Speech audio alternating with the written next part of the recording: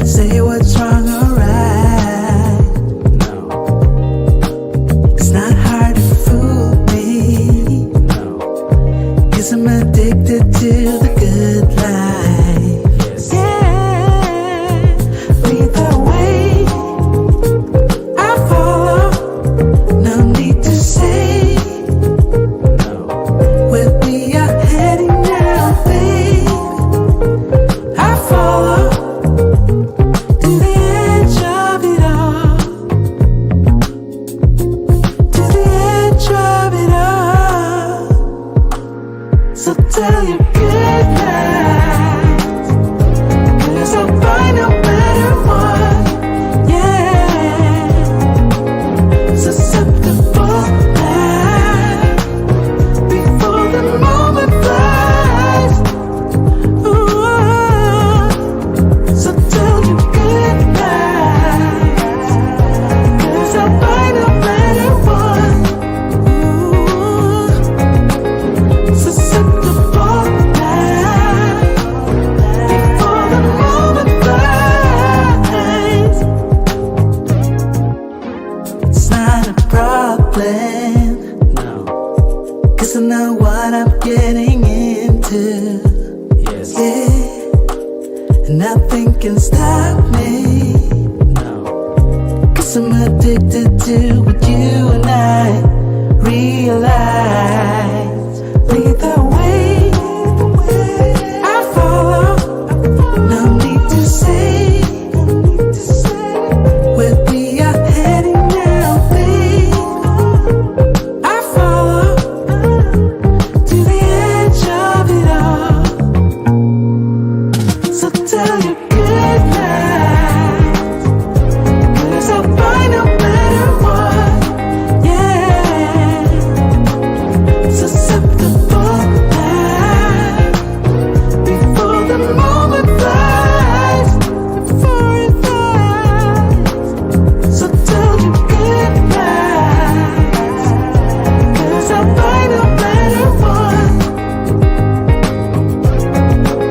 Susceptible now before the moment flies. Yeah.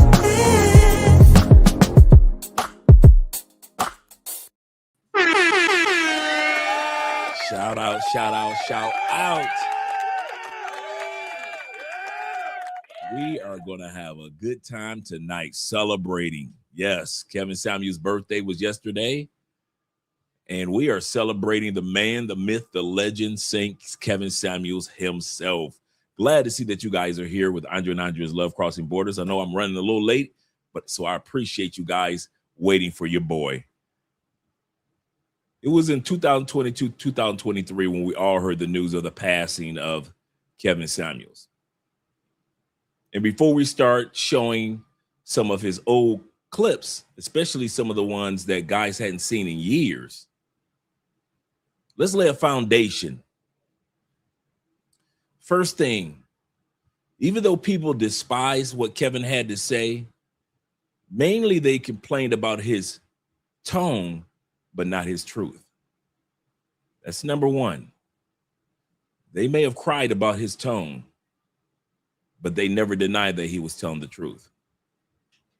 Number two, Kevin Samuels was never out to start a beef with anybody, whether it was Vivica Fox or Derek Jackson or Dr. Umar.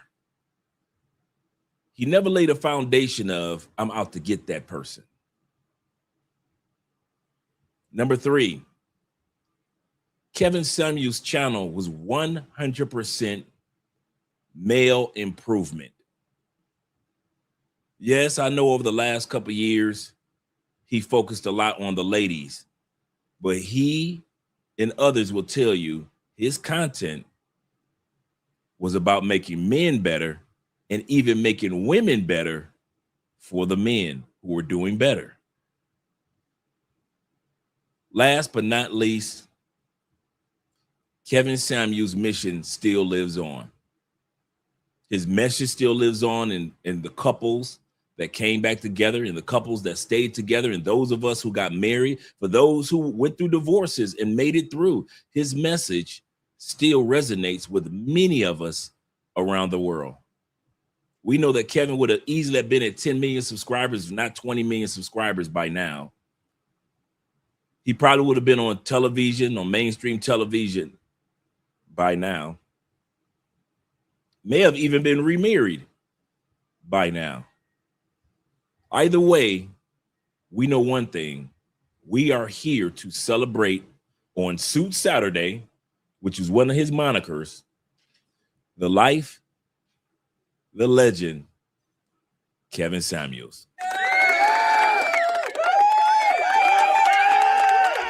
Yes, sir.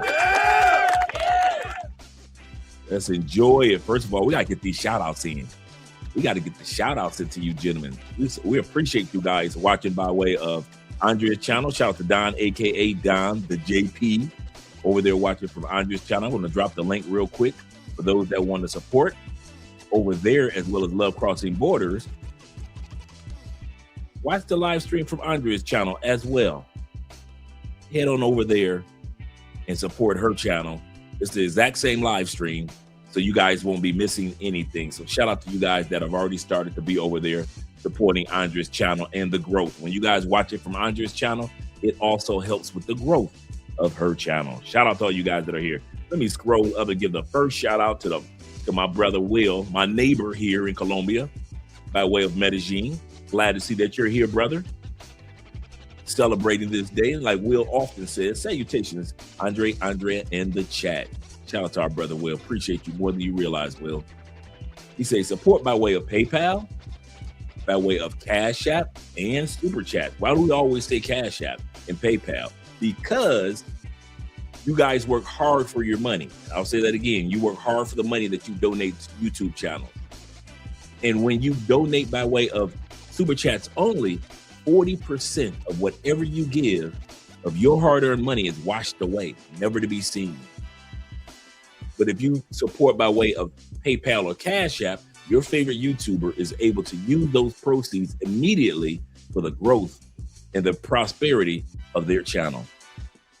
So shout out to you guys once again who support by way of PayPal, Cash App, as well as the Super Chat. Only my way back home to Colombia. Stay diligent or vigilant, mi amigo. Stay diligent. Yes, sir. Yes, sir. Staying strong, gentlemen. And once again, shout out to my brother Don, aka the Don JP, numero uno tonight. Good evening, Andrea. Chat family, hit that like button on your way in. Make sure you guys do that. If you don't support the channel by any other way, make sure you support the channel by way of hitting that like button, gentlemen. I'm glad that you guys are here. Shout out to everyone. Yes, sir. By way of Andrea's channel. Once again, support by way of watching through Andrea's channel. Glad to see you guys here. Also, my man Bronx in the building. Yes, sir. Shout out to the Bronx. He said, you got Bronx support. Yes, sir. I'll take that. I will take that. He said, I'll be in Medellin soon. El Poblado. Countdown. Ready to enjoy yourself some time away. I'm not mad at you, brother. I am not mad at all. And also, we got our brother, the Ronin Travelers, in the building. Good morning to you and all the guys that are out there in Southeast Asia. Glad to see that you're here. Salute to you. We're here with this celebration of Kevin Samuels, giving some great advice on men, on the benefits of manhood. There are benefits that we receive from being men, just from growing up and by birth. If we take advantage of them, those benefits are there. And Kevin Samuels is going to talk about some of those benefits tonight that some of us have forgotten about. He said, my brother Dre, he said, good morning from the Philippines. Looking forward to this one for sure. Yes, sir. Yes, sir. I'm looking forward to it myself. Shout out to you guys. Shout out to Jay Case in the building. Yes, sir. Salute to you, as well as to Will. Yes, sir. And Don says this. He said, Dre, I was using the ChatGPT. He said, and it led me to live in Pereira. I love Pereira, Colombia. Can you share some overall information about it? Pereira is a small city. It's not a town. It's a city. It is amazingly how modern it is for such a small city. It is very hilly, a lot of hills, It's in the coffee region. Me and Andrea just left not even 3 months ago. So we're always in Parada. We love that area. Manizales is right next to it. It's a college town. It's a university town, but it's a little older. But Parada is really, really, really nice. So it's a cross between a city and a town. It's not too large, not too big. It's in the coffee region, so it's in the farm region, and it's not too far from Medellin at all. Not too far from Medellin at all. So if you're thinking about going to that area, man, some of you guys have to realize also this. Colombians, and I often say this, they do not do their vacations on the exterior of the country. They don't go to Santa Marta. Colombians don't go to Cartagena, Barranquilla. They don't go to Buenaventura. They go on when they go on vacation days, I kid you not, they load up the kids, load up the music, and load up the drinks, and they go to the interior where Manizales, Parada, Armenia, what's the other one that's over there? Oh man, I forget it, with the giant palm trees. Salento, those areas, St. Vincent, Santa Rosa, with all of the hot water springs and the waterfalls, they go there on vacation all the time. Every time they built farms there and villas and vacation homes. So if you ever wonder, where do Colombians go on vacation? If they're not leaving the country, they're going to the interior. Colombians, every blue moon, and I mean every blue moon, will go to Cartagena, like once or twice in a lifetime. They had in Kiev for the festival. But they don't go there like we do. I kid you not. Colombians go to the interior. Everybody load up their car and they drive right to Parada, right to Manizales, right to all those other small towns, smaller cities, and enjoy time there. So that's a great area to go to, man. I kid you not. And I kid you not, me and Andrea were even tempted to move there. Andrea's got relatives there that own land and cattle and livestock. So we were even tempted to move there too. Shout out to Simple Logic in the building. The DA boys are at it again, Mom. They're at it again. Shout out to my man, Stay Locked in other words. Glad to see that you're here tonight, brother. Appreciate you being here, man. And stay locked in. We got a great show tonight. Yes, sir. Shout out to David Dice, family. Yes, sir. Salute to you as well, fam. Salute to you. And I'm once again, my brother, Kenny Peoples. Good evening, Andre. It is a repeat. Set Your Manhood Part 2. Yes, sir. Yes, sir. We have to, sometimes there's nothing wrong with when life is coming at you, pushing the reset button when it comes to your manhood. Seeing those areas that need to be worked on, seeing those areas that need to be improved. There's nothing wrong with resetting your manhood. Sometimes we'll go the course. We think about if I push hard enough, things will get better. Sometimes life is telling you like, okay, you ran the course here. Now it's time to reset your manhood and go this direction. And sometimes we're so focused because this is all we know. Sometimes we fail to reset our manhood. A part of resetting our manhood is for many of us that are in Theo's classes. And now we're going into a new career. Another part of resetting your manhood that's a benefit is relocating. A lot of guys have never traveled before. Now, all of a sudden, at this stage of life, you're traveling around the world, not just to other states, but around the world. Why? You've taken advantage of the benefit of resetting your manhood. Some of us have grown from mustaches and goatees to full beards, a part of resetting our manhood. Some of us have lost weight. Some of us are focusing more on our health these days. Why? We're resetting our manhood. There are benefits in resetting your manhood. And it's never too late to do it. And that's the cool part. Shout out to Ishmael in the building. What up, though, brother? What up, though? And Kofa. Yes, sir. Shout out to Kofa being here. Glad that you're here, brother. El Patron, representing. You know how you do, brother. Glad to see you here. He said, good. He said, what's good, fam? Salute, Dre. Salute to you and to the chat. He said, the episode is going to be a banger. Yes, it is. Yes, it is. Kevin's going to give us some insight, man. And like I said, remember, Kevin Samuels gave us 4 years of episodes. want to say this again.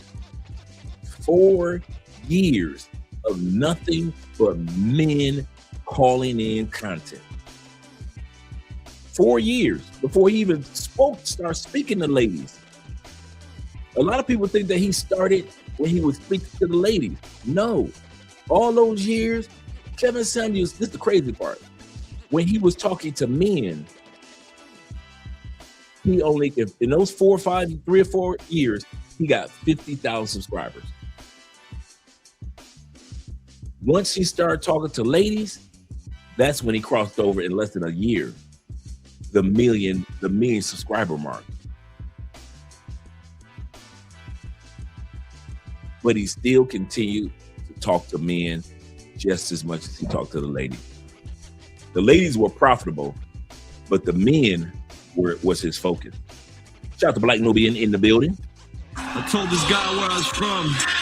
He said, "Oh, Canada." Oh, Canada. Shout out to them Canadian brothers in the building. I got my brother just brought my brother Horace. Shout out to Horace. He's always coming down here to Cali from Toronto. He brought me a BC Lions football jersey because that's my favorite Canadian football team, the BC Lions. Yes, sir, British Columbia. Shout out to my brother Abstract being in the building. Glad to see that you're here. Yes, sir. Abstract thinker, that is. Yes, sir.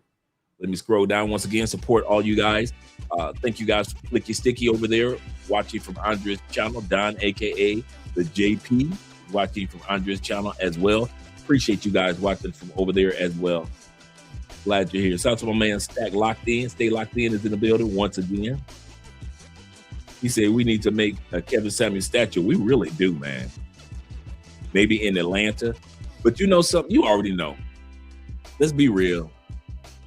You make a Kevin Samuels statue, either a sister or a simp is going to do some damage to it.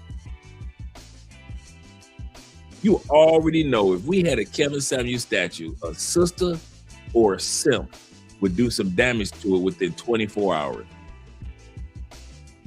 The one thing about Kevin Samuels that I never understood about how women complain so much, but they kept calling in. Think about it. Kevin Samuels was a call-in show. That means that you didn't have to reach out to him at all. These women will try their best every night to stomp him. They couldn't do it, and they would come back the next night to try it.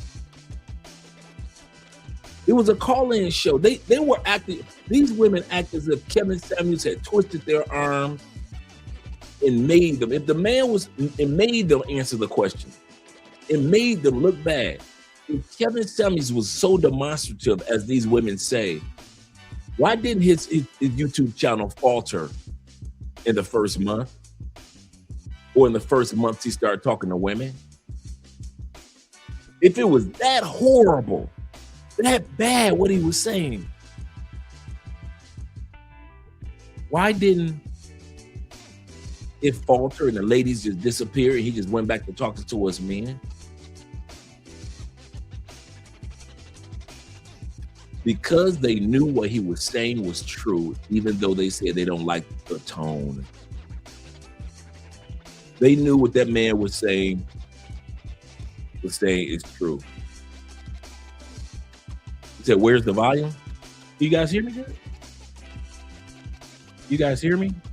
Are we good now? Okay, cool. Thanks, brother." Shout out to Dirk in the building. Yes, sir. Dirk said, shout out to the chat and to Trey. And my brother Jay Anderson, the great that is. Shout out to you being in the building. Salute to the grown man chat. And Andrea, Love Crossing Borders, support you. Appreciate you. Appreciate you guys being here as well. We got 38 in the building. Shout out to all you guys. Make sure you click the like button. We like you. Make sure you like us too, because you already know when you click that like button. Oprah coming next. Once I establish this as a place of truth, Yeah. oh yeah. Cap Manuel said this. Shout out to you, brother, being in the building. Giving a shout out from Panama. Shout out to you, brother. I'm talking about you only 30 minutes, 40 minutes away. Shout out to you, all them brothers in Panama having a great time. Earl says that my phone battery is dead, but could you do me a favor, Ishmael? Because I saw the new ones that you made. I saw the new Kevin Samuels videos that you made. So if you can send them to my email, you know my email, aspence2011, send them to my email and I'll showcase them tonight. Yes, sir. Send your original one and the ones that you made today. Send those to me. Yeah, I just watched the ones that you sent me right before the show. Yes, sir. But my phone is dead, so I can't send it to myself right now. That's all. Shout out to Flicky Sticky in the building. Salute to you as well, sir. Glad that you're here. He said we getting back to the movies. He said, when we get back to the movie screen. You know what? I think probably we're going to start next month. Next month, we're going to start doing our movies on Saturday night again. I got some karate movies already put to the side for us. I have the first, we got a karate movie put to the side. Got two, actually. And the 7 Commandments of Kung Fu, we got that one. And we have Undercover Brother 2. So starting next month, the first Saturday, we always do Saturday evening, we're going to do Undercover Brother, and we're going to do the 7 Commandments of Kung Fu. So that's going to be our first movies starting next month. Shout out to all you guys. AMSM is in the building. A man supporting men is in the building. Glad to see that you're here, brother. Glad to see that you're here. Ishmael says this. He said, Kevin said it was sign language. That's what the ladies were using. Sign language is often. Kevin said he did not create the term sign language. He just made it popular. But he said that this term, S, stands for when women try to shame you, when women try to use insults, when they try to guilt you, and they feel the need to be right. Sign. And I promise you this. If out of all the things that I walked away with from Kevin Samuels that helped me personally, when he came out with the moniker of sign language, when he started talking about that, for many of us men, it helped us understand where a woman was coming from with her statement. Because we used to sit back and argue the woman with what she just said. I was well known for that. You guys have done that. She's just said this, or she just said that. She's getting loud because of this, loud because of that. When Kevin Samuels came with that sign language, no matter what a woman would say, after that, I was like, oh, she just using shame. I don't care. I don't give a damn what she was saying. 90% of the time when they be talking on panels, I don't care nothing about what they saying now. I want to know if any of the things that she's saying is falling under shame, insults, guilt, or need to be right. If I notice that it's under any of those umbrellas, I'm not hearing anything that female is saying. I'm not hearing one thing. If I see that she's trying to shame somebody, or she's trying to insult somebody, or she's trying to make the brothers feel guilty because you dating the white woman, or that no matter what you tell them, no matter what statistics media man give, these women still need to be right, I have learned I don't need to fuss with them no more. I don't get on the panels no more. I don't go back and forth with them. And that's it. That's it. I kid you not. When he came up with that one, I was like, oh man, that's a keeper right there. Let me scroll down a little further. Make sure I got everybody. We got 44 in the building. We're gonna have a good time this evening, gentlemen. Great show this week. Shout out to Tevin King in the building. Giving all these shout outs to guys. Say salutations to all. We'll say salutations to all on the plane. Are to comment. It's all right, brother. It's all right, Will. All right. Enjoy the show. Shout out to Bean being in the building. Busy man, I understand. Busy man, I understand. He said, what up? On Saturday night? Yes, on Sabado. on Sabado. He said, you know, they call, he said, you know why they were calling in. I can't see the little image that you put in. You know, they were calling in for attention. Yeah, a lot of them were calling in for attention, calling to the show. A lot of them were lonely. A lot of them were lost. If you sit back, you watch Kevin Samuels, the ladies. A lot of those ladies were lost, man. Sad when he was saying, "Have you taken therapy? Have you thought about therapy?" A lot of them were like, "Yes, I was in therapy." A lot of them were on mental medication. A lot of them were alcoholics. Remember when they first started calling in, they didn't even have the decency to not wear bonnets, to make sure that their face were clean, to make sure that they weren't just laying in bed. It took about a year. Remember this, guy? It took about a year for the women to realize that they were being mocked in the comment section. So now the women all of a sudden want to make sure that they got their makeup done, their hair looking halfway decent, no more bonnets. The reason why is because a lot of the women were lonely. And Kevin was trying to help them improve their image to get the type of man that they wanted. That was the part. Yep.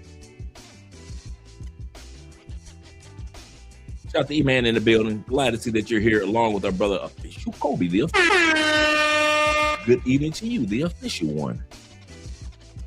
Yep. Okay, cool. Andrew's in the building. Andrew Craig Jr., that is. Say listening during spring break month in the Florida Panhandle. Shout out to them Florida boys. Yes, sir.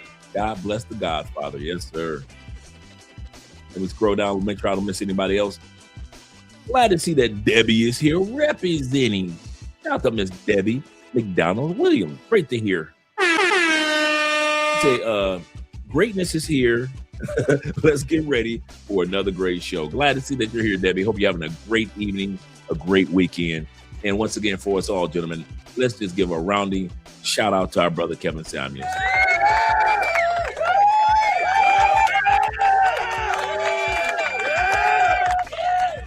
Because at the end of the day, this is his birthday weekend celebration. Whether he's here, he's still here. He may not be here physically, but as far as the things that we've learned from him, they're still here. AMSM says, they say, Andre, have you done a show about which race of women had the worst attitude? You know what? I didn't do that. I'll tell you why. Because it's not about race when it comes to the United States. Let's change the music up.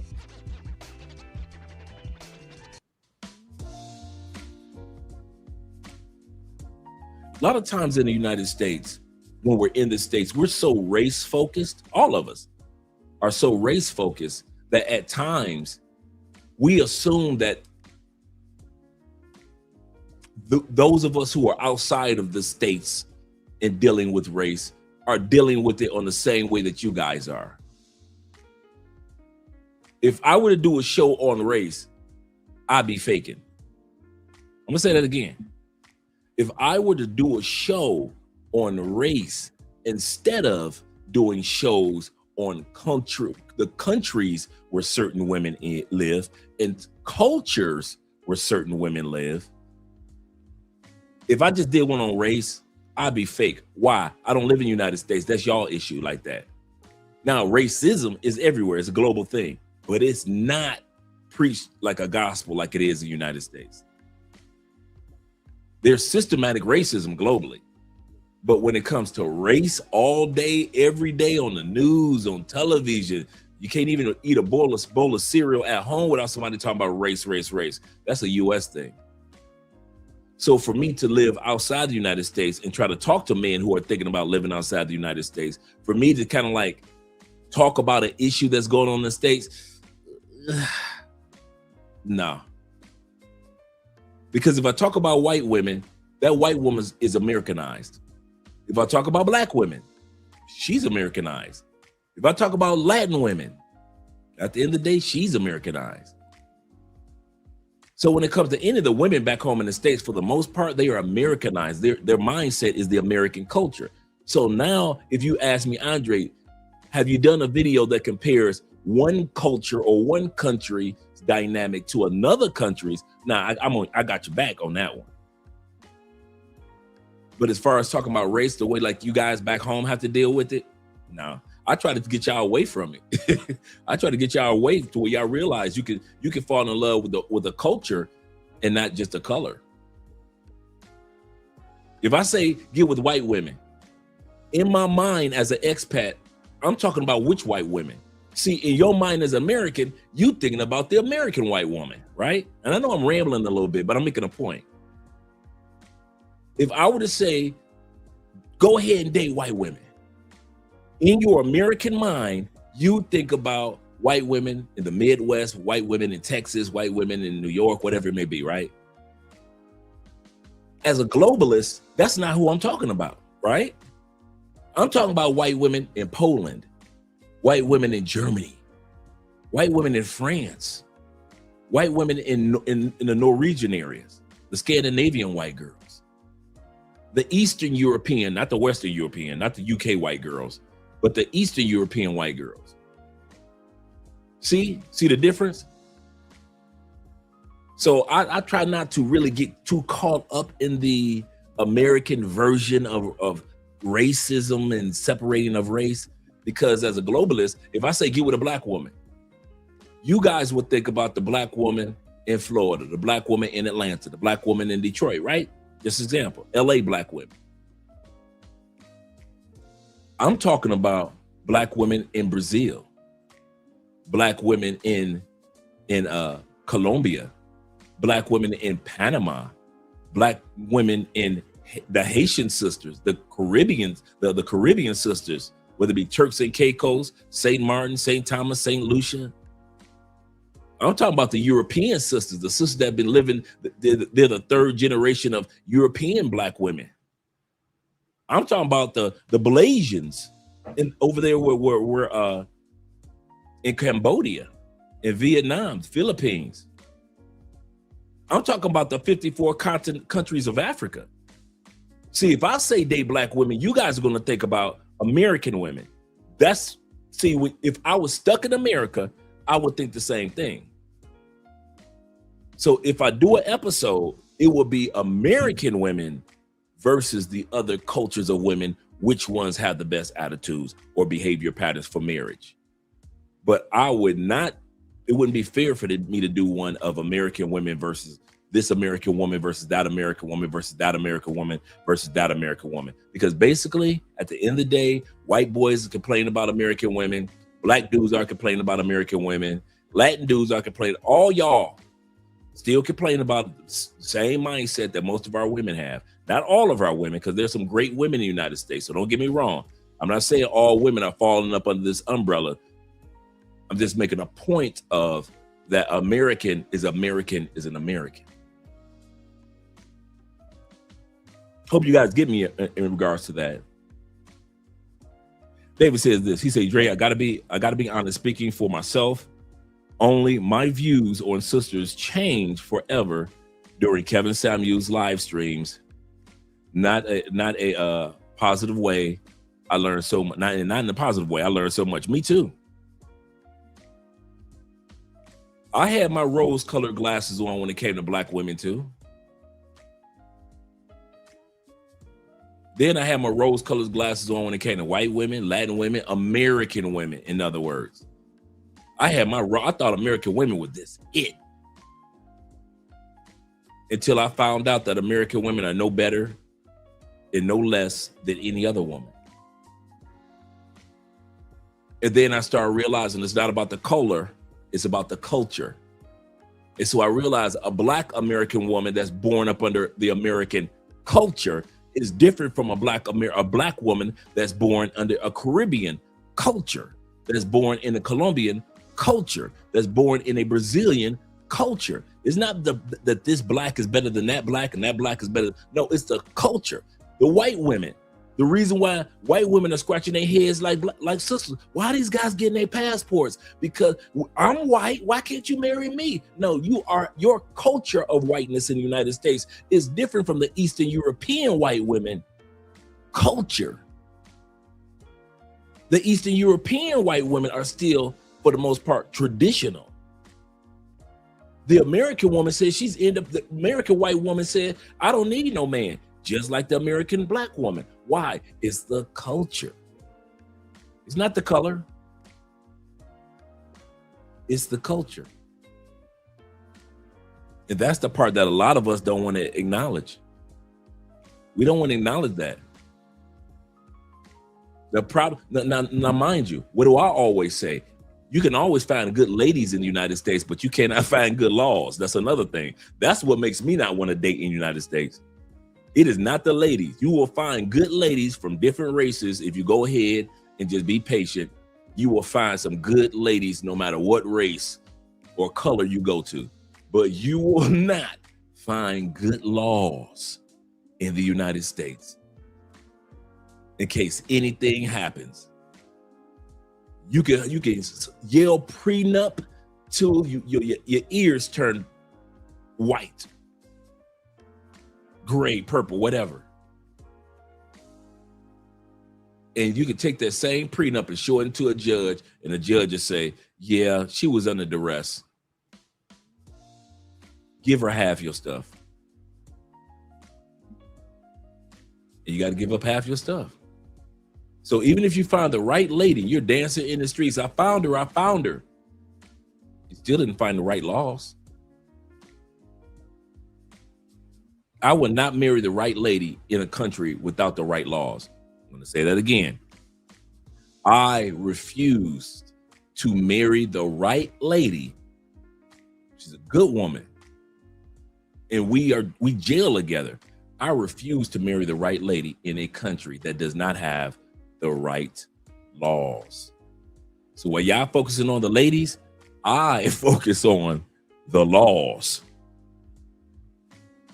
Shout out to you guys. Yeah, and I'm with you in regards to that. Kevin Samuels opened up my eyes to understanding what women were looking for. They were looking for the money only in many cases, not all cases, but in many cases. Kevin Samuels opened up my mind to the fact that women don't listen. He would literally ask them a question and they're way over here with their statements. Next thing that Kevin Samuels did, he let men know that you're not alone.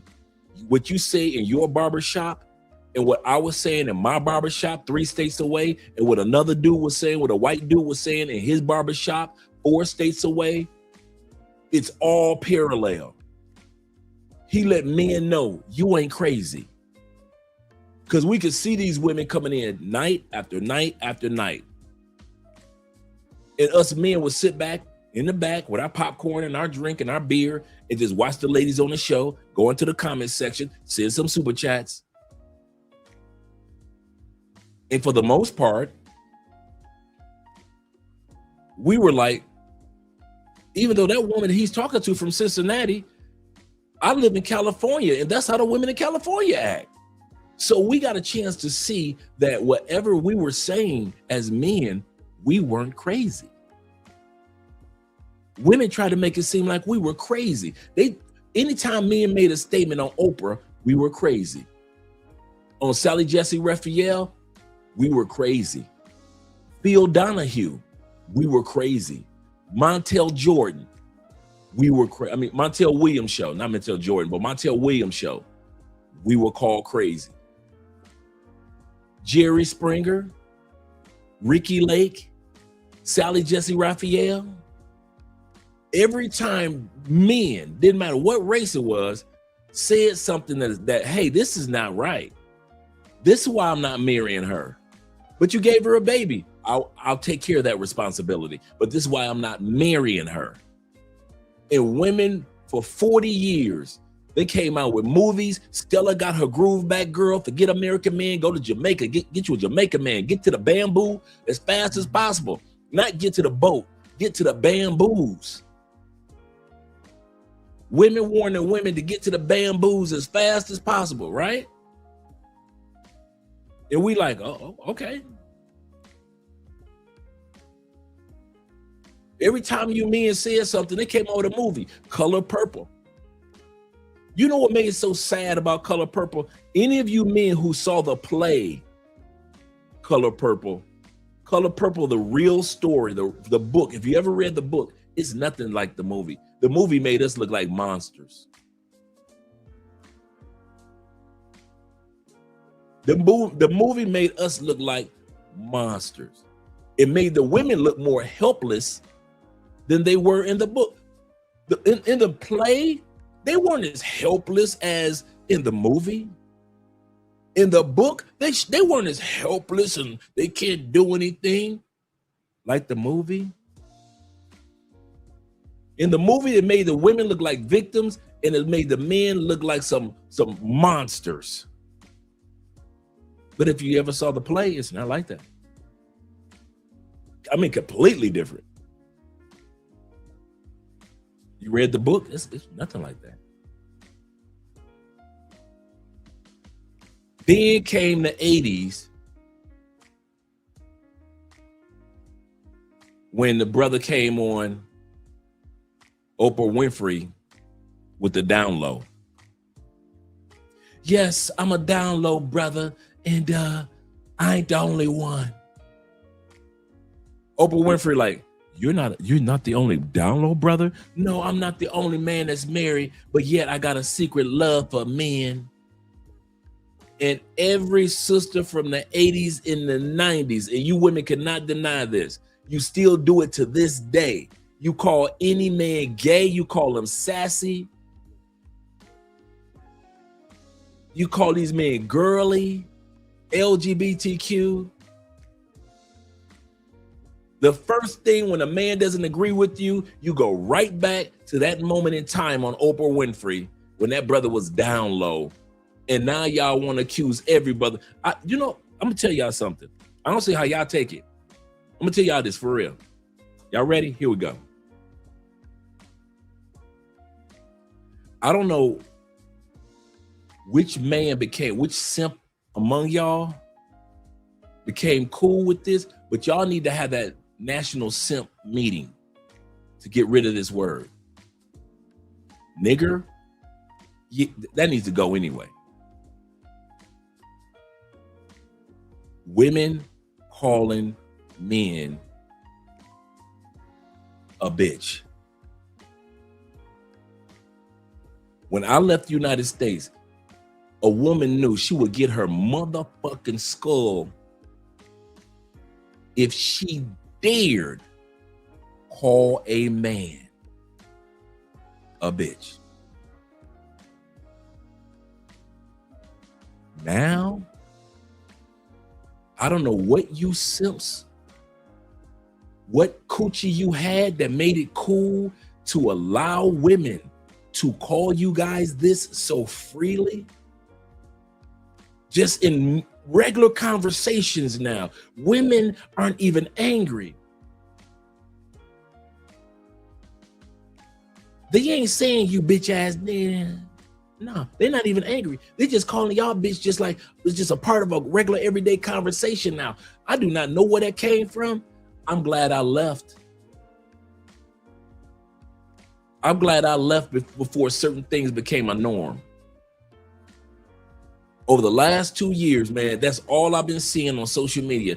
Women so comfortable, I mean super comfortable, with calling 6'3", 6'4" dudes 284 pounds of muscle. And a woman will look at you and call you, bitch, you better send me that cash app. Bitch this, bitch that. I'm like, and these dudes ain't gonna do nothing about it? And I don't see y'all fussing at these women. I don't see y'all cussing at these women. I don't see y'all putting these women in their place with this, nothing. Y'all just sit back and just, you will argue with what she said, but you're not arguing with the fact that she just called you a bitch? Fuck this conversation. If it were me, whatever we talking about, I don't want to talk about it no more. We gonna address this bitch thing. You're not gonna sit up here and here's what we're gonna do. Y'all know my line. Here's what we're gonna do. And the first person I will correct, y'all ready, is me. It has to be something about me that I ain't noticed to where a 5'3" woman can talk to a 6'3" man and call him a bitch like in a regular conversation. Shut your bitch ass up, you know. And I see it more and more that's taking place in the United States.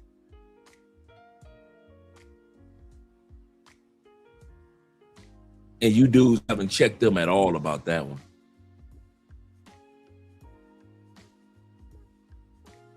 Y'all haven't checked them at all. I mean, at all. I mean, women feel so comfortable with calling y'all bitches as if every time they call you a bitch, they got $50 in their bank account. That's how much they calling y'all bitch in the United States.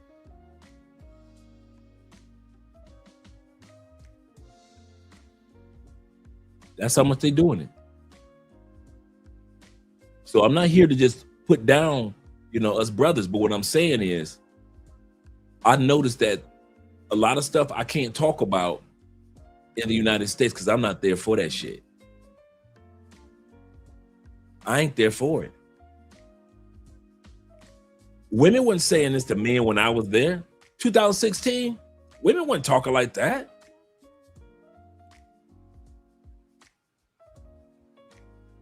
Girl, you know he a bitch. He ain't gonna do nothing. And they will say it with a smile on their face. And you know who I ain't mad at? The women. If you dudes that's still in the States ain't saying nothing, who the hell am I to say something from all the way in Colombia?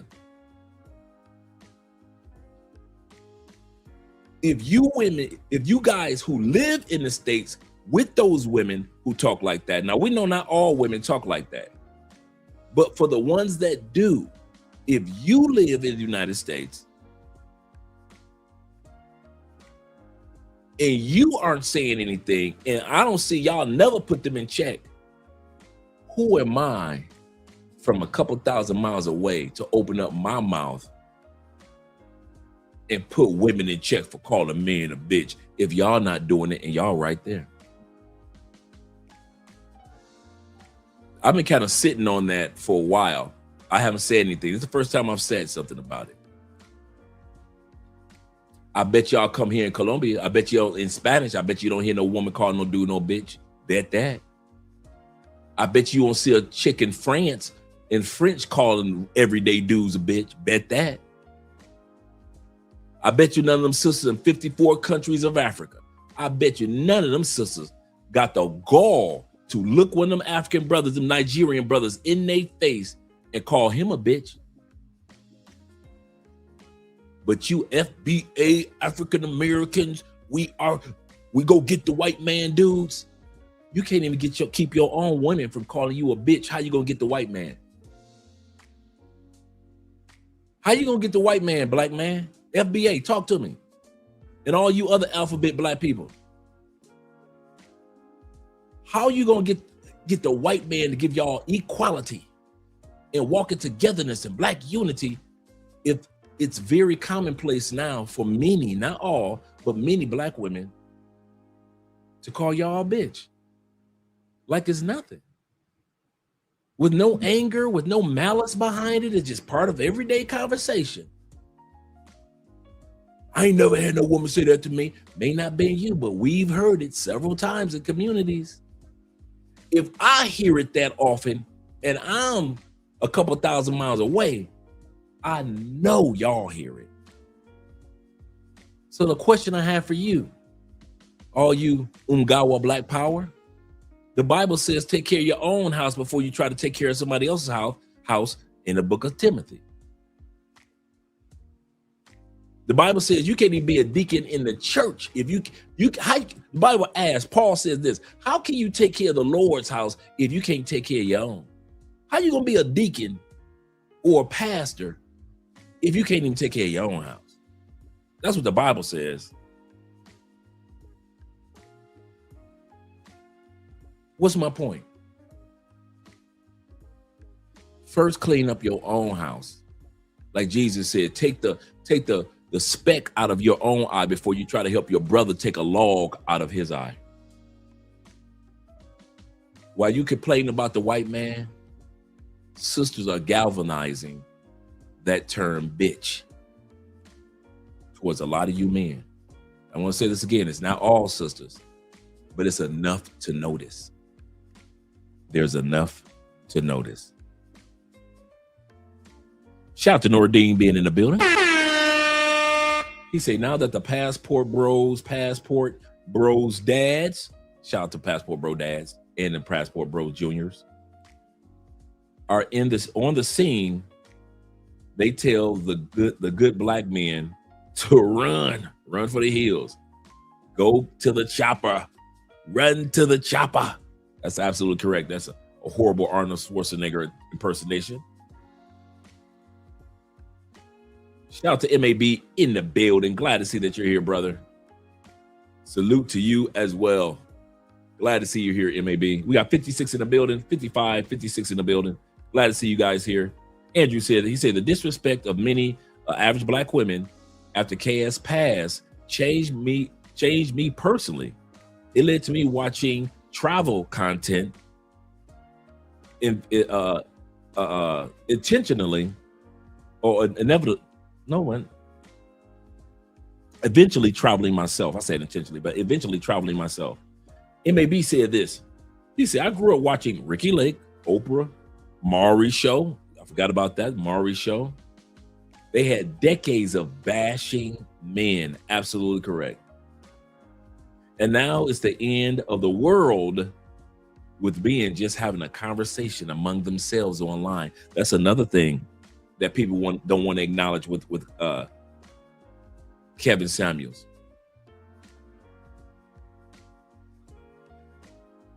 I've been thinking this for years about Kevin Samuels' show, and it paid off for him in spades.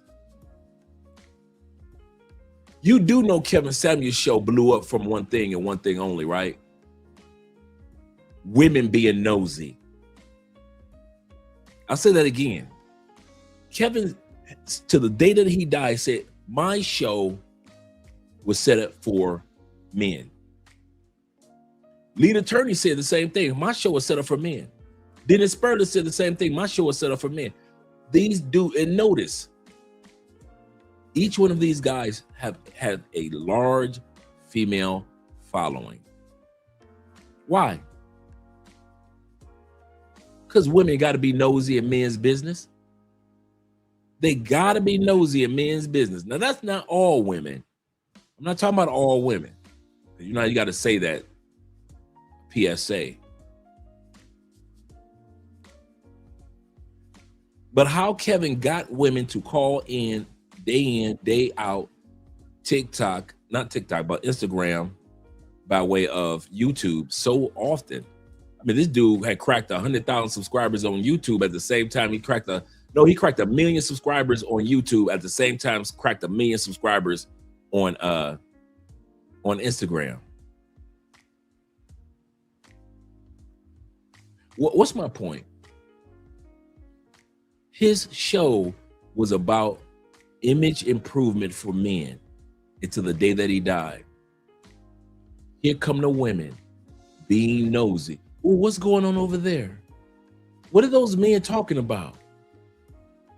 Who was that guy with the suit on? I'm about to go over there and see what's happening. Let me call in. He talking crazy. He called that girl average at best.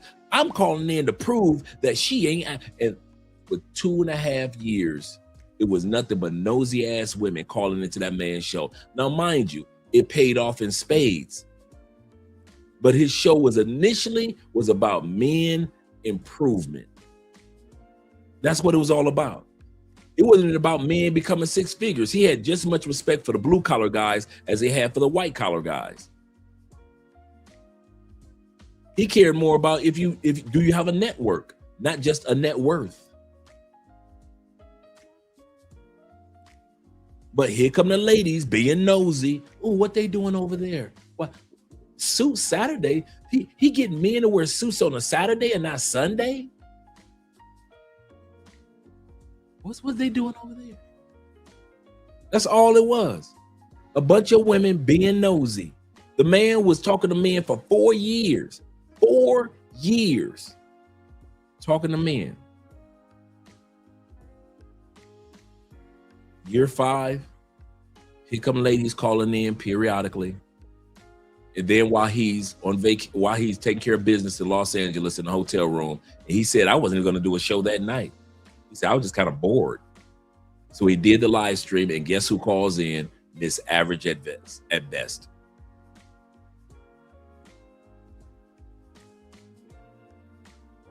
Being nosy. Being nosy. Instead of just letting men improve themselves for you ladies, you basically strong arm and pushed the men out of the way that Kevin was helping. And you ladies called in to where Kevin was like, hey, fellas, I gave y'all 4 years. Let me go ahead and get some time to the ladies. And I understood that. He gave us 4 years to get it right. And now he said, hey, it's more profitable to talk to the ladies. The ladies are calling in more than the men, blah, blah, blah, blah. I understood what he did from the business perspective. But in the grand scheme of things, the ladies basically just move, bitch. Get out the way. They gave y'all the elbow. Get out the way, bitch. Get out the way. That's what the ladies did to y'all. I'm serious. Y'all can try to look at it in a different way. The ladies just came, just straight elbowed y'all out the way. Get the fuck out the way. Let me talk to Kevin. You men ain't talking about shit. Let me talk to Kevin. And night after night, to where it got to the point when if a man called in, Kevin say it's ladies' night. Tonight is about the ladies. So then all of a sudden it went to like 5 days a week he talking about the ladies. And men might get one night where he talked to the men. But I ain't mad at him. Get your money player. And at the same time, he did talk to us for 4 years before he started talking to them. So if we really want to get some gleaming off of Kevin, we could have looked at 4 years of archives of all the conversations he had with us men. But at the end of the day, it was all about men and women in the communities coming back together. That's the image.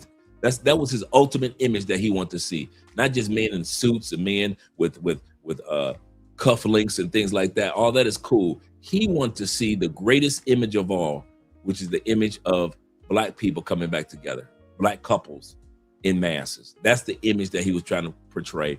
And once he passed on, I guess women thought we just going to go back to the shadows and just, oh, ladies, whatever you say. Shit, all hell broke loose on the microphone.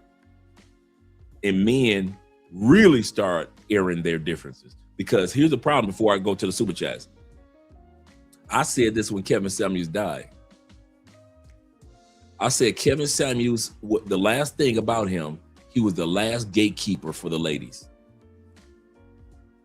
He was the last of the last gatekeepers for the ladies. Last armor bearer. Last man with the shield like Captain America for you ladies. Ladies didn't realize how much Kevin kept away from them and kept us dudes like me at bay. Once Kevin was gone, all gloves are off. And men have been telling women since Kevin died the real truth. Kevin was giving y'all the nice version. Y'all thought his tone was bad. I bet you y'all wish Kevin was back. Bet that. I bet you wish Kevin's tone was back. Because you got dudes like me and other brothers that don't give a damn about y'all feelings. Don't care about what y'all feel, about what y'all talking about. Get loud. Being loud and talking fast does not make you correct. Number 2, men have learned the art of ignoring. See, if there was a time when men would you sit back and argue back and forth with you, men have learned the greatest weapon that we have is ignoring your ass. We have no problem with just clicking ourselves right off a panel. It used to be we're gonna fuss back and forth. You make the last point, I make the last. We now click. I'm off this panel. Y'all can say what y'all want, but I'm not around. You ain't gonna throw off my day, my night. You're gonna steal my joy. Men have learned to ignore y'all. Y'all tell us don't marry young, we still gonna marry younger women. Y'all tell us don't marry people outside of our race, we still gonna marry them. Y'all tell us don't use our passports, guess what? We still in masses. Kevin was y'all last armor bearer, the last protector that at least tried to rationalize with you ladies to get the results that you wanted to have with men. The rest of us, we got passport. We don't give a damn what Kevin was talking about in regards to bringing the community back together. We don't care about that. We really don't. All you FBA brothers, y'all do that. That's y'all job. We gone. The rest of us, we gone. All you brothers with all them other alphabets, we gone. We ain't about to sit up here and argue with women, try to convince women to bring love, black love together.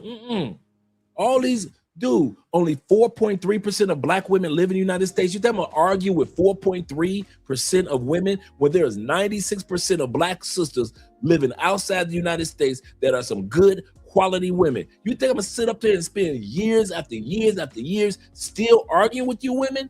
Hell no. Kevin would do that.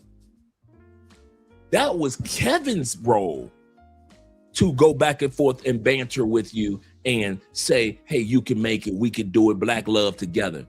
Not us. We told y'all when y'all laughed at Kevin and stomped on his grave, y'all gonna regret that shit. Y'all sitting up here boo-hooing now. Every time a black man says something, y'all boo-hooing. You know why? Because black men now coming for the jugular. We do not care. Kevin cared. We don't. We got passports and plane tickets. You think we're gonna sit back and say, well, I shouldn't use my passport and I shouldn't use these plane tickets. I should go back and make black love work in the United States. What? Shh. For all you dudes that think like that, go on back. In the words of Jay-Z, you build one hove, build another hove. You build one hove, build another hove. Damon Dash, you said you built one hove. Jay-Z said you built one hove. Okay, if you built me, build another hove. If y'all think that black love in the United States is the ultimate love and you can't enjoy these other 96% of black women on the outside of the United States, go on back. We ain't gonna stop you. You will never hear us mock you for going back to the States and falling in love. Because we gonna sit back with popcorn watching how this movie ends. So he done went back to the States, huh? He took his ass back to the States talking about he fell in love. Okay. Let's see how this movie ends in about a good 5-10 years. Shit. Isn't it crazy? He lost his mind. Sitting up there thinking, go on back to the States. You want to go with him? Yeah, both of y'all can go back to the States. We don't get down. We do not care. That's what's missing. An armor bearer, a shield, like Kevin Samuels was to the ladies. David says this. He said, I walk away because these stateside ladies want a reaction. Yep. Don't give them one. Do not give them one. That is so true.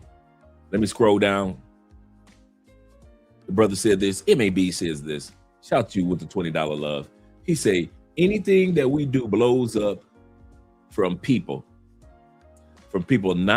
not being able to just mind their business and trying to control others. Absolutely correct. Because that's all Kevin Samuels' show was about. It was about women looking at what men are doing over there. What are they doing in that garage? What are they doing on that street corner? What are they doing in that barbershop? What are they doing in that barbershop? What are they talking about? That's all it was. That's all it was. 4 years. Men standing in the barbershop called Kevin Samuels Show, trying to improve themselves, having honest male conversation, no matter what race, color, creed. We're just talking man talk. Women could not stand it, and here they come over there. Kevin, can I talk to you? And then another sister called. Kevin, I know this a man channel, but can I talk to you? And here come Miss Average at best. It's amazing. Just amazing.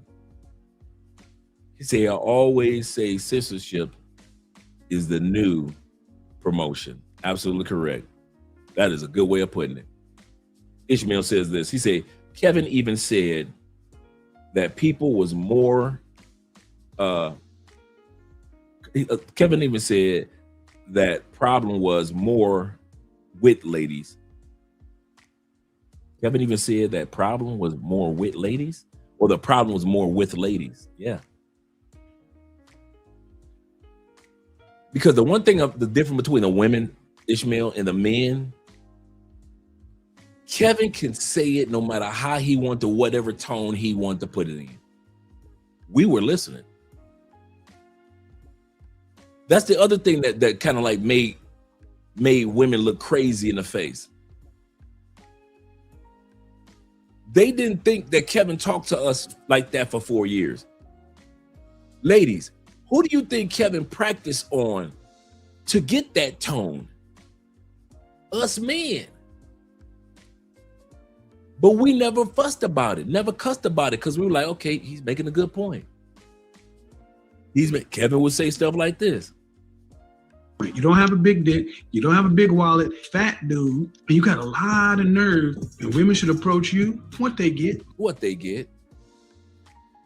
The video we're watching tonight is the full interview of this. You don't have a big dick, you don't have a big wallet, fat dude, and you got a lot of nerve, and women should approach you. What they get? What they get. We're going to watch that interview tonight. This gentleman that called in to Kevin. What they get. And men had no problem with trying to correct themselves in regards to, oh man, he's making a good point. Let me scroll back up. Make sure I don't miss any other super chat. I got Nordine. AMSM says this. He said, don't forget the movie, The Women of Brewster's Place. That's a good point too. It was all about making men look bad. That's what it was all about, making women look good, LGBTQ look good. Everybody could look good in that movie, but men. You notice that? In the movie Women of Brewster's Place, everybody looked good, whether it be through their ups and downs, ins and outs, except for the men. And we said nothing. So that's why it makes it so amazing how women have something to say now that we have microphones too. And we don't have to wait for a sponsorship to use our microphones too. Nordine says this. He said, you think these ladies were nosy when Kevin Samuels was alive or still alive? You just wait until Grand Theft Auto. Yes, sir, till Grand Theft Auto 6. Grand Theft Auto 6 comes out. Do I got a boy called it? Do I got a boy called it? And crash out watch. Yeah, they're gonna crash out because men gonna be so focused on enjoying themselves, laid back, enjoying Grand Theft Auto, and the ladies gonna be trying to stand in front of the screen, talk about some. Look at me. Look at me. Why are you looking at this video game? Why are you playing these games? Look at me. Yeah. He said, I knew you was about to pull up Kevin Samuels soundbite. Yes, sir. Yes, sir. Shout out to my man James in the building. JC, that is. He said, greetings, Andre. In my humble opinion, he said, I just ignored those mindsets. That's what we all are. We just ignore them. Silence keep women in checkmate. So true. So true. Overall, value yourself. Allow the nonsense to miss you. That is a great way of putting it. Let's get ready to get started with the video, gentlemen. Great way of putting it. Let's move me out of the way. We got old school turtleneck, Kevin. Old school turtleneck. Like I said, this is the full interview of this brother right here. You don't have a big dick, you don't have a big wallet, fat dude, and you got a lot of nerve, and women should approach you. What they get? What they get. Cologne of the night, by the way, guys, because you know Kevin used to always say that. I'm going with a good old cheapie, which is Assad by Lattafa. It's the elixir, and it is the clone of Sauvage Elixir. It is the clone of Sauvage Elixir. Excellent cheapies, only like $15. You can also get it sometimes even for $12. It's Assad Elixir. Great clone. So even if you have some Sauvage Elixir and you don't want to go through your bottles, a lot of times we get the clones so you don't have to burn through your original bottles. Because you be looking at yourself with your original bottles, you're like, man, I paid $200 for this one. And it's halfway gone. You're like, man. But then you pay $15 for a clone, and you kind of like reserve or take your time using your original. This is a really good scent too. Once again, it's Assad, A-S-A-D by Lattafa. Really good cheapie. Really, really good. And it's the clone of Sauvage Elixir. Not the original Sauvage that everybody and their daddy got. Not that one.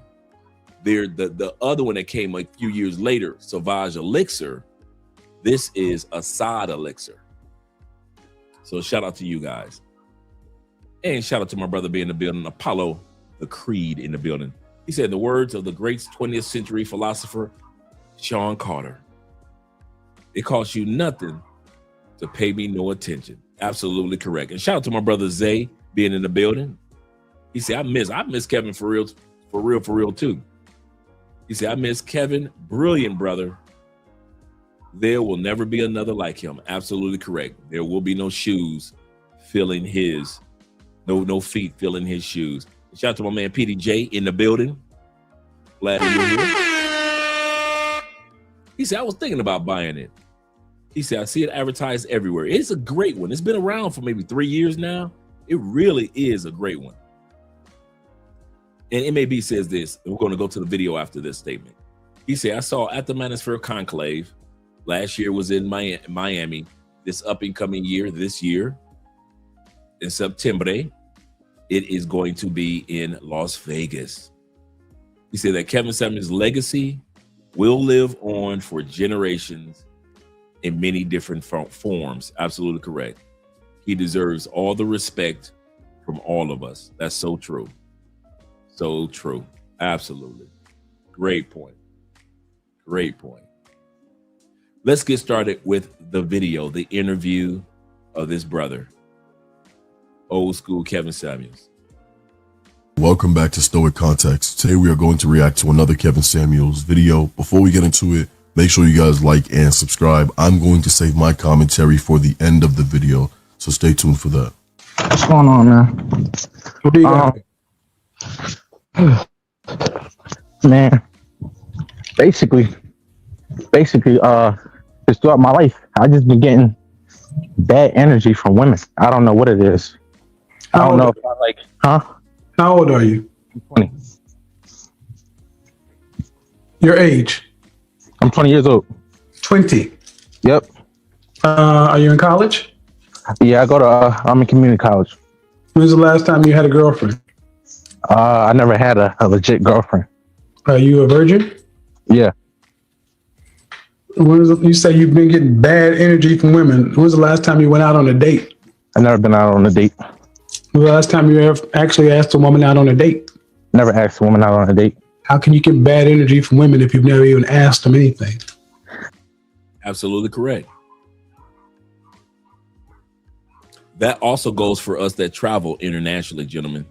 Shout out to Deep Soul in the building. Shout out to Deep Soul.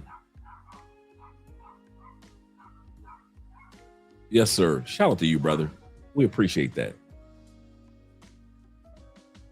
This young man he's 20 years old.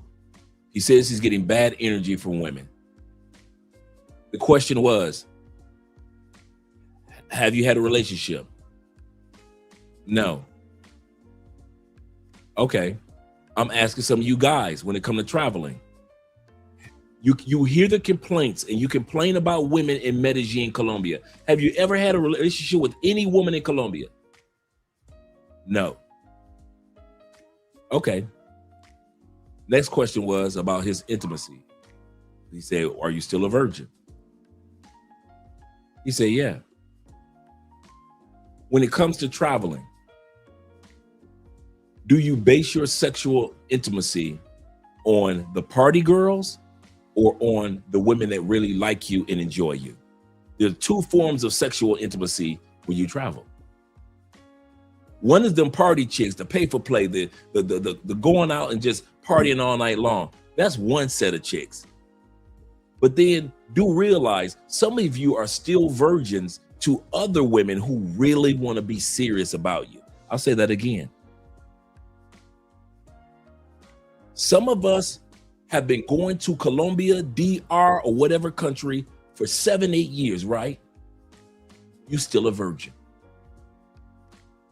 What you talking about, Dre? I smash chicks all the time. You smash party chicks all the time. Pay for play all the time. Street urchins all the time. Beautiful bottom feeders all the time. They're beautiful, but they're bottom feeders. They don't want to do anything in life. They just want to be beautiful. They'll never get out of that barrio in life. They'll never get out of that favela in Brazil in life. You've only had sex with bottom feeder women in these countries. You're still a virgin. You've never had a relationship with somebody in Brazil that really, really likes you because you're too busy doing pay for play. You've never had sex with somebody in Colombia that really, really likes you. You're still a virgin of that.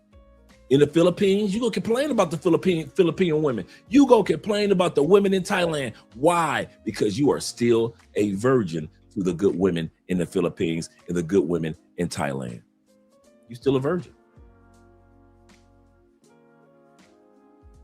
Next question. Had you ever walked up on a woman and asked her out for a date? No. We ask y'all to stay the hell off those dating apps, don't we? We say walk up to the women.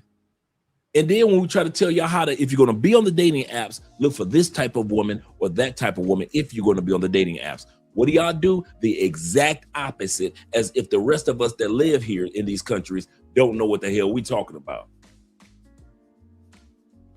And then when y'all get robbed, scammed, drugged in Colombia, deleted, you want to get mad at us or say, it's the women. No, you're still a virgin. You're still a virgin. You smashed chicks all the way through DR. Yes, you did. All throughout Brazil. Yes, you did. And every one of them was transactional. When it comes to a woman that really likes you, that wants to introduce you to her family and to her friends, some of y'all don't know a damn thing about what I just said. That is a foreign language, and you've been going to Brazil for 10 years, and you ain't never had nobody serious. You still a virgin. You're still a virgin. If you go into Brazil and you ain't got no woman in your phone that if emergency happens to you, she got your back, you still a virgin. If you go into Thailand and you ain't got not one woman in your phone just in case of an emergency, she got your back, you still a virgin. If you still going to DR and it ain't one woman in your phone, whether you were intimate with her or not, just in case of an emergency, you still a virgin. And his next question was this. Like I just said, had you ever even walked up on a woman and asked her for a date? The young man said no. Had you ever walked up on a woman in Thailand that wasn't a pay-for-play or a party girl? Have you ever walked up on a woman that was working in the mall and asked her for her Instagram? Have you ever walked up on a woman who works at a restaurant or works getting out, she's getting off work and she's got her scrubs on, but she's cute as can be, and you're interested in her, but you don't say anything. Have you ever done that? You just like the young man. Y'all know I'm going to now. PSA, y'all did know on this live stream I was going to take it international, right? Y'all knew I was going to keep Kevin Samuels domestic, right? Y'all thought I was going to talk about Kevin Samuels as if it was just going to be talk about stuff in the States. I don't give a damn about what's going on in the States. This is love crossing borders. Love crossing borders. It's in the title. I'm taking what Kevin Samuels was trying to share with that young man in the States, and you know, Dre, I'm going to take it internationally. I'm asking international questions. So we're going to bring it back to the beginning. And I'm going to hit the super chats with you guys. Shout out to all you brothers. And the brothers that support by way of Cash App and PayPal. I'm just still charging my phone. I'm going to have to turn it on in a second. Apollo said this. He said, expat living in a country move a lot differently. Absolutely correct. Absolutely correct. Nick says this. Shout out to Nick. Nick say, remember when KS average at best comment happened, the woman rated herself face-wise, rating herself 5 out of 10. A lot of times when it comes to international travel, how do you rate yourself? Are you just as social with party girls? Are you just as social with regular ladies as you are with party girls? How do you rate yourself? When it comes to hitting that dance floor, is it only with party girls, or is it the ladies that you can tell that she doesn't go out a lot? And do you ask her cute self out too? When it comes to your cell phone, if you were to crack your cell phone and all the WhatsApps and all the Instagrams you got from the women in DR and the women in Europe, because you know, passport bros and blue book gentlemen, brothers, we like to go to Europe too. If somebody were to crack your phone open other than you, would it be more party girls in there? Or will you also have just a few other down-to-earth ladies that like to do stuff in the daytime? That's another one. Can you judge yourself on that? Do you have more women in your phone that's good to be around at night, or more women in your phone that you can also hook up with during the daytime? Because some of y'all only got women in y'all phone that's only good for the nighttime. If the sun ain't down, that vampire ain't coming out. You know it and I know it. She ain't no good in the daytime. She don't show you nothing. She don't introduce you to nothing. She can't even tell you what a local grocery store is. She ain't no good for nothing. But when that damn sun go down, she is the best life of the party chick. She taking you to parties over here, parties over there. You are everywhere like the cat in the hat. Is your phone filled with those type of women only? Now, I'm not judges. So for all you guys that like to cry about Dre pocket watching, no, I'm not. I'm trying to let you know that the value of who you are as a man is larger than what you think. I'm gonna say that again before we go back to Kevin. I'm not pocket watching. I don't care who you sleep with. You're a grown man with grown man money and going to grown countries. I'm just acknowledging that you as a man are more valuable than you realize. That's what I'm saying tonight. You're more valuable than you realize. Shout out to Nick. Let's go back to the video. I'm going to bring that back a little bit. Just throughout my life, I just been getting bad energy from women. I don't know what it is. I don't know. Sometimes we think we're getting bad energy from women in other countries, and we're not. It's just that you aren't saying anything. You just aren't approaching.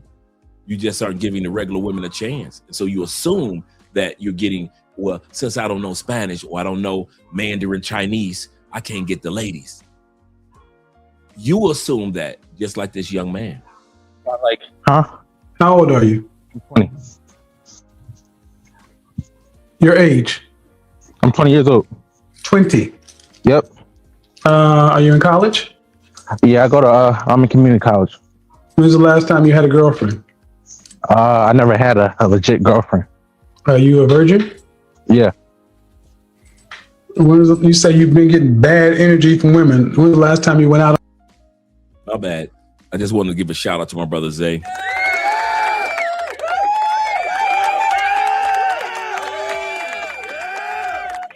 He did it textbook correct. He is 100% correct.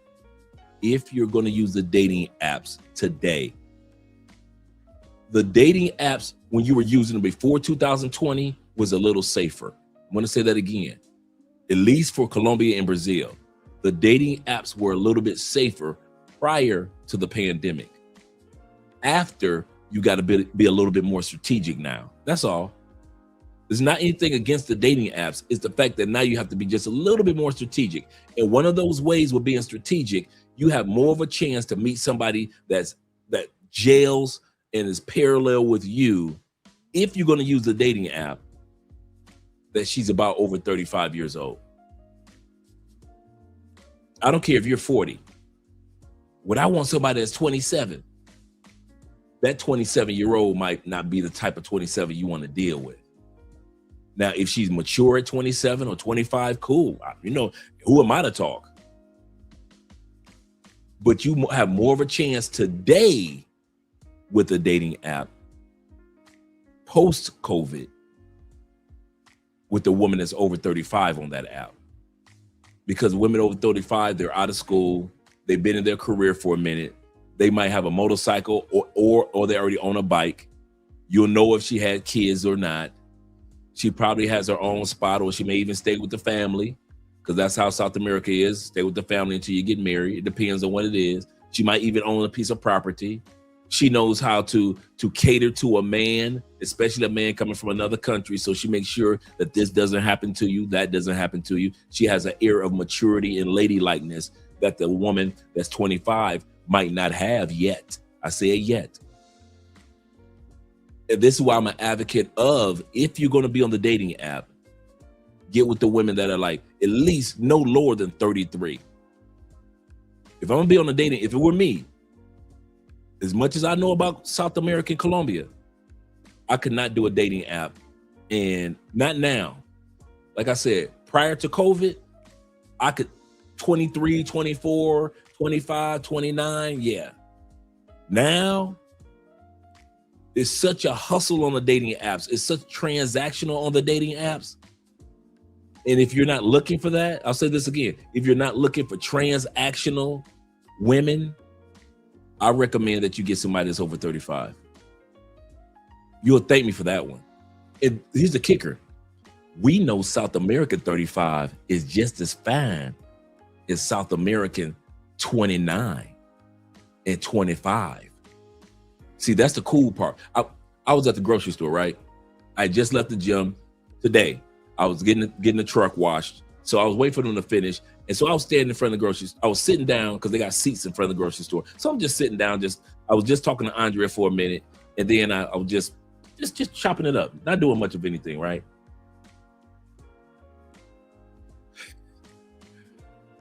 How come the baddest chicks that were coming out of the groceries, in and out of the grocery store, were the older women? These women had to be 35, 40, 45. And I mean bodies banging. Faces still cute as can be. And they be with their husbands walking and blah, blah, blah, blah. And I'm sitting up here thinking like, oh my God, South America got some beautiful older women. Without baggage. Without issues. That have their own. That don't look at you like Papacito do this, Papacito do that. Papacito necesito. Papacito necesito. Daddy, I need. Daddy, I need. Or necesita. Papacito necesita.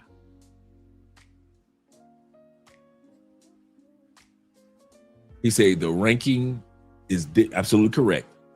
The ranking of the women's looks and maturity is different overseas. Absolutely correct. Shout out to International Quiet Storm in the building. And Official Kobe says this. He said Instagram and TikTok work to get the younger girls. He said not the dating apps. That's a good way of putting it. If you want the younger women, Instagram and TikTok, yes. If you want mature women, the dating apps. That's mostly for pros. Unless you're getting them over the age of 35. He's right. He's right. You can weed yourself out of most of the pros asking you for anything if you simply just get with somebody that's 33, 35, 37, and they are just as gorgeous, just as attractive, and more mature than getting somebody that's 24 on a dating app. You're going to end up with 9 times out of 10, she pay for play. Not all of them. I'm not saying all of them. But you have a higher chance that she's pay for play, being young on the dating apps. Let's continue on with the video. On a date. I've never been out on a date. The last time you ever actually asked a woman out on a date? Never asked a woman out on a date. How can you get bad energy from women if you've never even asked them anything? Man, I saw this. We got to do better, people. This was crazy. 45% of men 18 to 25 have never approached or asked a woman out in person. Let that sink in. Let that sink in. How y'all gonna use passports if y'all don't even walking up to women in the States? Y'all dependent on apps so much, gentlemen. I say we, not just you, we as men. One of the benefits, we're talking about the benefits of manhood. One of the benefits of manhood is that we're built for acceptance and or rejection. What did Kevin Samuels used to always say? Pressure is made for shoulders, not for hips. Women can't handle rejection like men can. Why? We it's a part of the makeup of manhood. You go from your no, she said no, and then you get to yes, and then the next one says yes, and then you go through a bunch of no's again. Most of us men know that in life, when it comes to women, you're going to go through more no's than yeses. I was watching some videos the other day that a lot of women say, I don't want a man that's completely too handsome. If you're too attractive, women don't want you because they know it comes along with a lot of headache and baggage. So even handsome dudes get rejected by women. That's like, you're handsome, but I don't want the headache. I don't want the headache. You're tall, but I don't want the headache. Give me 5'9", and he's cute in my eyes. And they happy. These women are happy. Absolutely correct. But to sit back and see these numbers right here, this is crazy. 45%. And I'm going to tell y'all something. This is not old information. This is new 2025 information. I came across at least 7 videos. I just stopped looking because I just picked the best one because I came across so many videos that were just confirming this. From doctors talking about this to psychiatrists to news reporters, news headlines. I came across so many that were talking about this. 45% of men, no matter what race, color, or creed, in the United States between 18 and 20, them your best coochie getting years. That's when your six-pack is six-packing the most. Those are the years when you stay hard all day long. Those are the best years for threesomes. Getting your freak naughty on 18 to 25. Generation X, stand up. These millennials can't even understand what we was doing as Gen X between 18 and 25. Everybody was gonna get it. Everybody was gonna get it. We was like out there like Jack the Ripper. We was out there getting it in. 18 to 25, and y'all haven't walked up on 45%. Almost half of y'all have never walked up on a woman in high school, in college. You ain't never asked a little girl out for ice cream as a junior high. You ain't never walked up to a girl and said, be my Valentine's with some Valentine's candy at school. You ain't going to the prom. You ain't went to homecoming with no chick. No tickets, just to go watch the game and enjoy the homecoming dance. You ain't never been to a concert with a chick? A free concert. You 18, you ain't got no money. A free concert? You ain't never invited a chick out skating. Never? A free rap show. You ain't never been to a free rap show with a chick? 45% of y'all ain't never.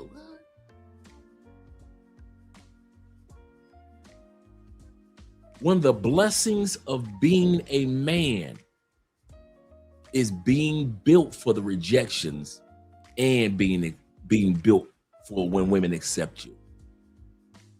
That's one of the blessings of being a man. That's one of the benefits of manhood. Is knowing that when you're rejected, you built for it. Oh, I didn't get this one. On to the next, on to the next, on to the next, from the window to the wall, to the sweat dropped up. All these bit ski. We built for this. For all you dudes that get to other countries, well, I don't know the language. There's many apps out there to help us now with the language. Bruh, even in the comments, if I ask, put a 1 in the comment if you ever got you some Google Translate coochie.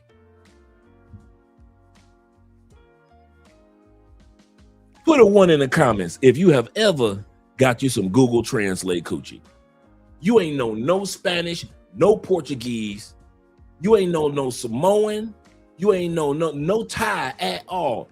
You just getting the Google Translate coochie all night long. She don't know no English. You don't, but y'all up here like, here, let me pronounce this. Okay, how you say this? Next thing you know, all you got is Nicky Jam playing in the background or some Caribbean calypso music, whatever it is. And she got them legs spread because the first thing she thinking, I ain't never been with an American. So she looking at you to check you off anyway. I don't know why y'all think women don't look at us the same way we look at exotic. Oh, he American girl. I heard about them Americans.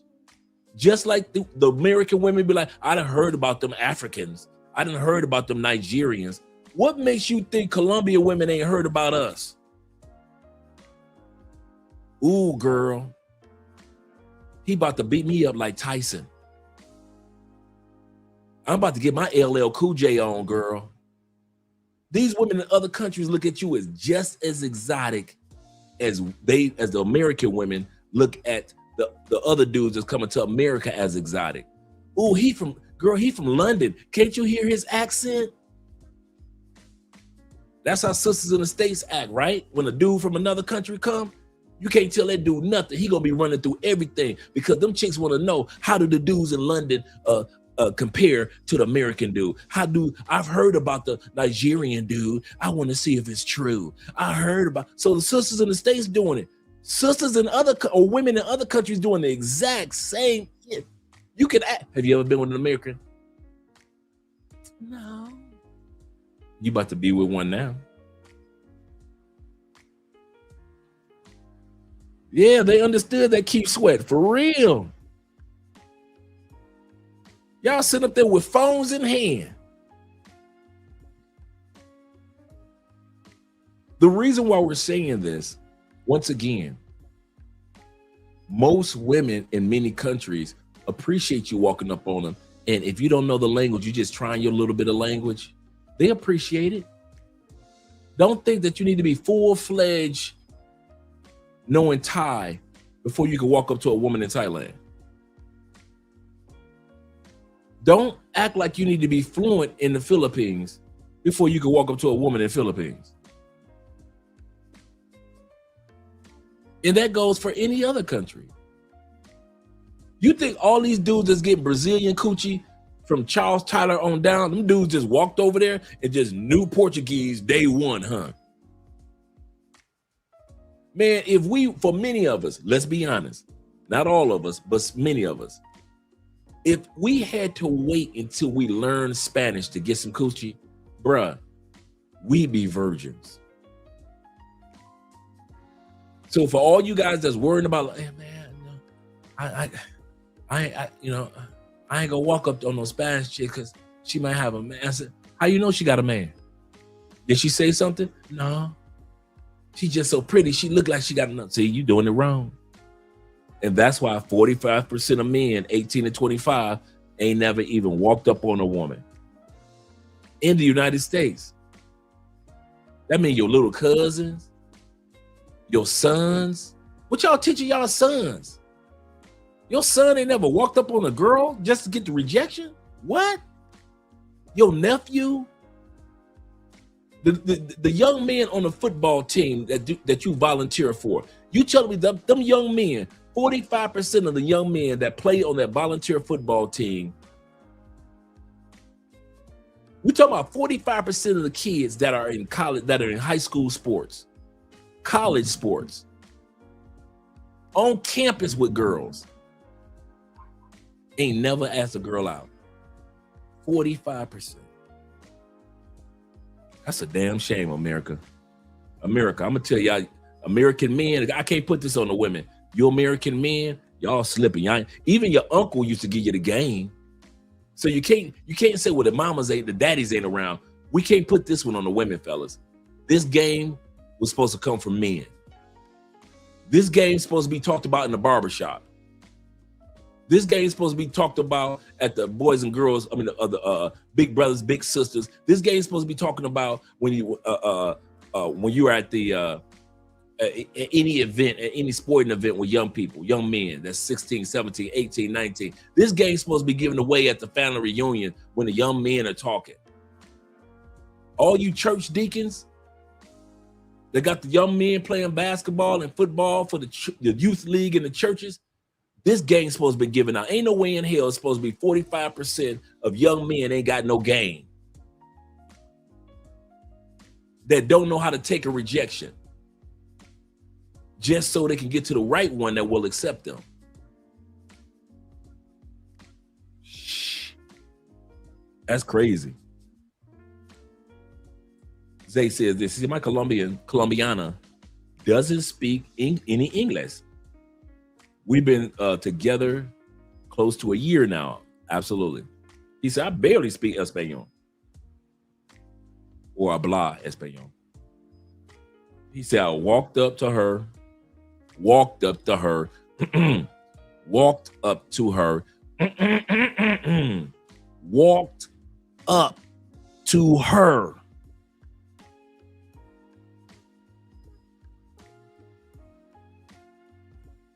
And got her Instagram in public. Walked up. Yep. And there you go.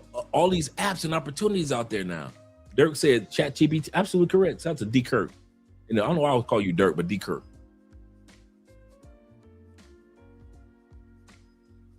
Zeta says, some of my uncles and cousins were street dudes, but learning other languages, that was on me. That's true too.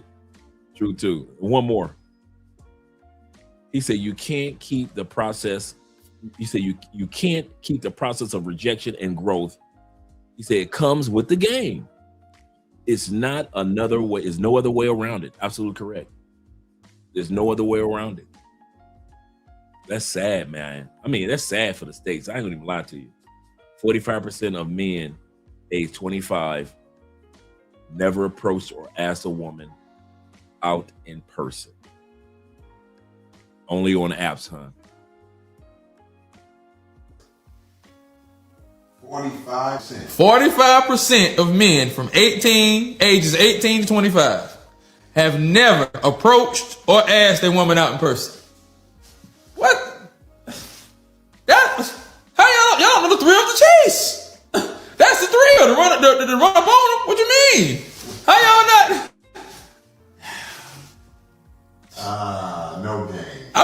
scouting for new talent? How y'all not scouting for new talent? I don't understand. I'm out, I'm scanning and scouting for new talent. Like, I don't understand how y'all not doing that. Especially from 18 to 25. I was trying to fill the roster. Facts. Like, and y'all ain't never approached or asked a woman out in person. Strictly online. What's going on? Are y'all that scared of rejection? Rejection is part of the game. How you gonna fine tune your game if you don't get rejected? Practice makes better. And you don't really know what you're looking at. You got just like anything, you gotta test your material, Vic. Come on now. It's like anything. When you're a comic, when you do anything, you gotta practice and get better. Sports. That's facts. When you're a writer, anything you gotta keep going. So you gotta test your material and practice and get better. If you're not practicing and running your material against different people, how you know what's gonna work and what don't work? That's how you get better. Yes. I had fail-proof go-to moves. What you talking about? I get you in the room. When I get in the room and we chilling and the vibe is there, you gonna get naked. You gonna make me undress you. Straight like that, yeah. Just like that. You gonna get naked. You gonna make me undress you. The ice is broken. It's a little clever. It's a little funny kind of, and the ice is broken, and she wants to get naked. And now we're naked. And now it's okay. Now it's cool. You know what I mean? Like, but it took me some practice and some time to go through these things to get to that point and figure, okay, that works. Man, where the ladies at? Lady comments, where y'all? Put that in the book. Like, I don't understand how y'all out here and then y'all are running. I guess y'all are all in inbox, and so y'all just in the inbox talking to yourself, huh? Just like Vlad was with Jonah Lucas, huh? Just inbox and waiting, hoping they respond one day. Nah, you got to see me in person. See how fly I am in person. Nah, hell no. I got to sell myself in person. Just ain't the same. Nah, it ain't the same. It ain't the same. It ain't the same acquired taste. No. Yeah. I don't want you gonna let the smooth taste fool you online. Now I don't want you to do that. Now don't let the smooth taste fool you. You need to take all this in person. Yes, sir. Yeah. I don't think you need to ask them to know how a woman is feeling. I'm talking about the day-to-day. We slow down. You're telling me you don't need to know anything. You don't need to ask him anything before you already know. That's what you said. I said, when's the last time you asked a woman on a date? You said never. Never. So how are you getting bad energy from women if you've never asked them for anything? You said, I don't think you need to ask them on a date to know you're getting bad energy. Please explain. What I'm saying is, like, I'm talking about just me working with women. Just no, I'm not asking about you working with women. I'm asking about you approaching women romantically. I'm not going into the vague. I'm going into the specific. You see a woman that you find is attractive or you're interested in. Go. Basically, you know, just the eye contact out there. I'm a guy who believes in choosing signals, and I never get those. Hold on. You don't get to believe in choosing signals. That's some YouTube shit. You 20 years old. Tell me about when you were 16, 18, and why you didn't approach a woman. You don't get choosing signals. Choosing signals are for select men. Choosing signals are for alpha males. You're not that. Let's get there right now. Tell me about when you stepped to a woman and she rejected you. I feel like if you're a man, you shouldn't be afraid to approach anybody, whether they look unapproachable or not. Craziest thing she is gonna say is no. A part of being a man is facing rejection right in your face. If you're afraid a woman going to say no, like shit like that, like you're not carrying it like that. I feel like if you leave with money, you also not really carrying it like that. When a woman doesn't want you, firstly, you don't take it personal. Secondly, you accept her opinion. What the weak men will do is when a woman rejects him, he'll fight harder. He wants her more. we don't really want a guy that persistent. What we mean by persistence is we're giving you interest, we're showing you interest, and we want you to return that interest. That's what we mean by playing hard to get or wanting somebody to show you attention. But when we're outright rejecting you and you are still showing us interest, we start to see you as somebody who doesn't have alternatives. And by alternatives, we don't mean you need to have other women lined up, but you should have a life that you enjoy with or without us. Now, if you're not accepting our rejection, it makes us feel like you're not living a fulfilling life. And we are not attracted to men that are not living a fulfilling life. So hanging on makes it really, really unattractive for a woman. Sometimes when I reject men and they move on with their life and they're like super respectful about it, I feel like that's even more of a turn on than them asking me out. Like, they just continued life, you know? And not even like in a petty way. They weren't giving me dirty looks. They lived life. And I respect that. I respect that so fucking much. You have no idea. But the thing is, men should think this way, right? Before this young lady goes any further, one of the benefits of being a man, as we talk about benefits of resetting your manhood, one of the areas of resetting your manhood on a global basis is women do respect when you respectfully accept, I got somebody, or I'm not interested. They respect that. What they don't respect is when dudes are like pushy. Oh, you got a man. Well, what about, I got a plan. Women don't respect that. Not decent women. Trashy chicks, you can get them anyway. So we ain't talk about them. That's in any country. But when you're in other countries, one of the things that's a beauty about being a man, of resetting your manhood, is the fact that you already know in your mind that this one can say yes or no. And the next one can say yes. The beauty about other countries is this. Beauty is in other countries. Let's be honest, guys. Let's be for real quick. We know when you see a nicey in the States, you try to get with that one. You know why? Because you know in the States, let's be real, it's going to be a few days before you see another nicey like that one. So in the States, you kind of like trying to bring out your best. You like Felix the cat. You open up your bag of tricks and try to pull out the best items that you can get with her. Because in the States, it's going to be a few days, if not a few weeks, before you see a nicey like that one right there. Am I being real? Am I being real? In the States, you go get up in the morning, you go see big girls. And every once in a while, life gonna show you a nicey. I got to holler at her. I can't let her get bad. So I understand that. But when you are outside the States, that scarcity mindset, in other words, you ain't gotta have that. If this female in Thailand says no, cool. It won't even be 30 seconds, bro. You're gonna see another one that look just as good as she do, if not better, walking past. Same thing in Brazil, same thing in Europe, same thing is gonna take place in Colombia. You ain't never gotta be pressed for a baddie in South America. That's the last thing you got to worry about. If she don't tell me, yeah, I ain't gonna meet another baddie before I leave. Not in South America. It's gonna be baddie up on baddie up on baddie up on baddie up on baddie. So you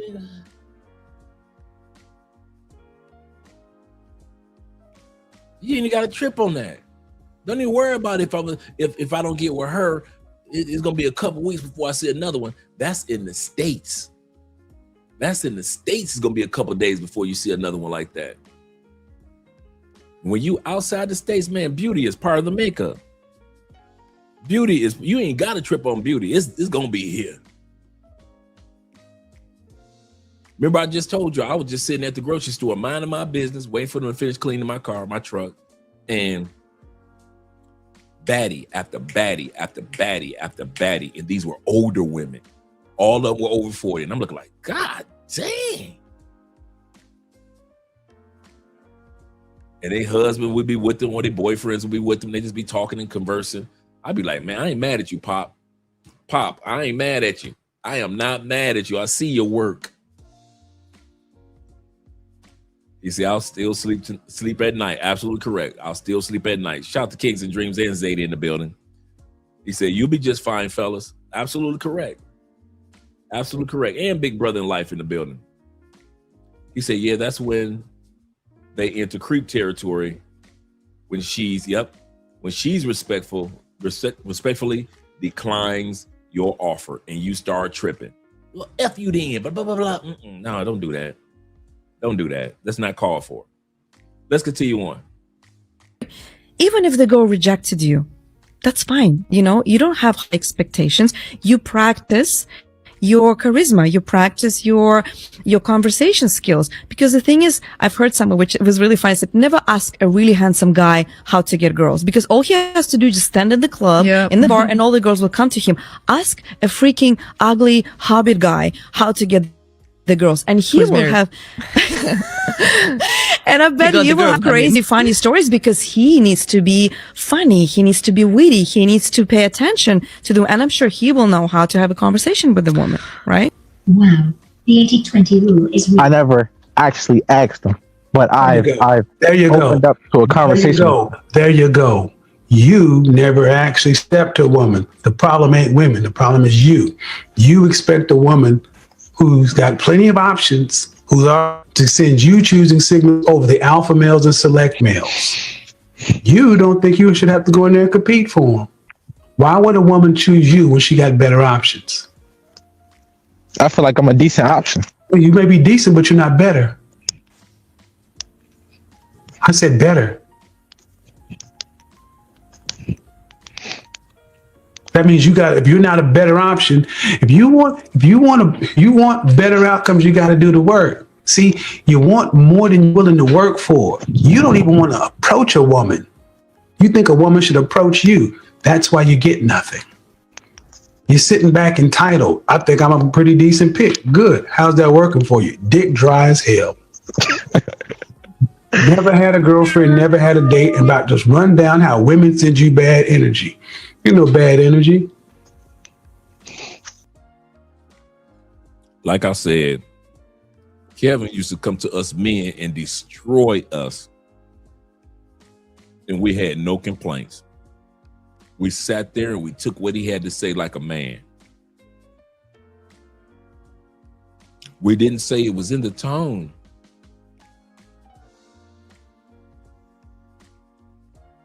Kevin was harder on us, way harder on us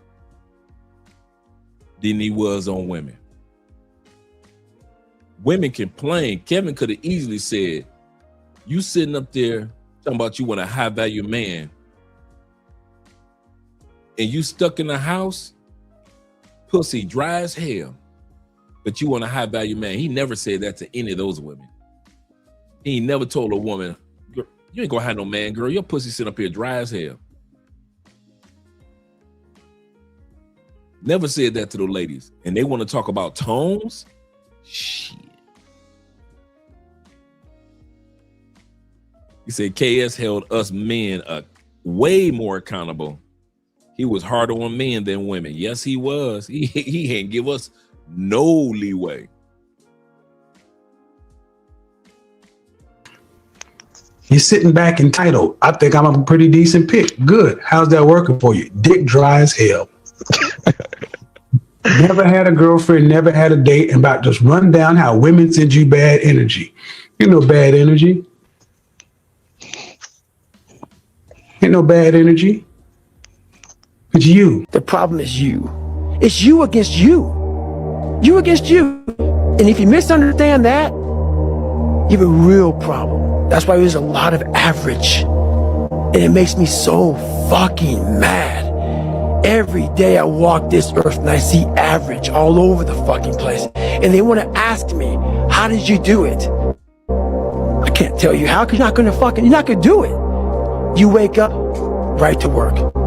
Immediately your mind is in action. No one wants to do that. No one. And I don't blame them. But don't be mad. When you're laying there in your fucking bed and you're in the fucking hospital and you're 70, 80, 90 years old and you're thinking, yeah, feel like I didn't fucking do something. Because you did. You didn't do it. You're probably not finding love because you're the problem, and God is protecting other people from you. And that's why. Woo! Some dudes ain't ready for that statement. You probably ain't finding love no matter what country you're in. Because the problem might be you. Straight up. One thing I can say about these Colombian dads, I mean the dads to the good women, these dads can see a fuck boy from a mile away.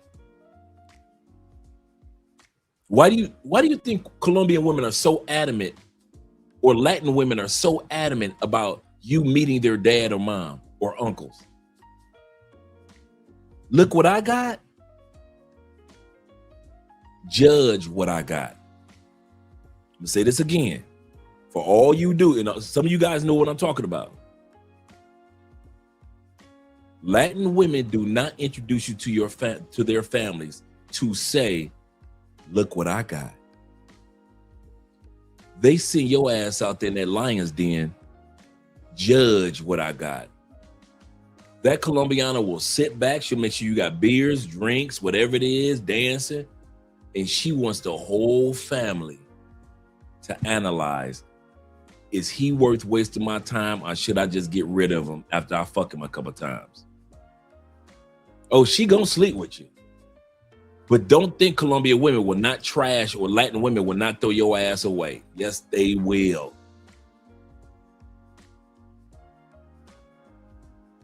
One of the things that, like my man just said, why some of y'all don't meet good women in all these countries you've been traveling all these years, because God is protecting them from fuck boys like you. Not me. I'm not talking about everybody. But we know there's enough fuck boys, enough Pookies, Ray Rays, Nook and them with passports that's out there acting a goddamn fool.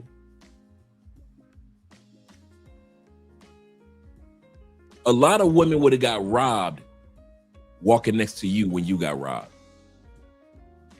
A lot of women would have got scammed just from walking next to you when you got scammed.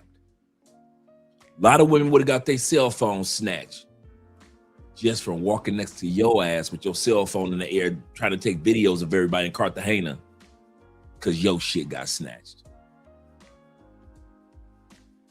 A lot of women are being protected by God from a lot of you fuck boys. And you wonder why you only can meet women of the night. And you meet them easily. But decent women, they don't make it to your phone. And you never question why.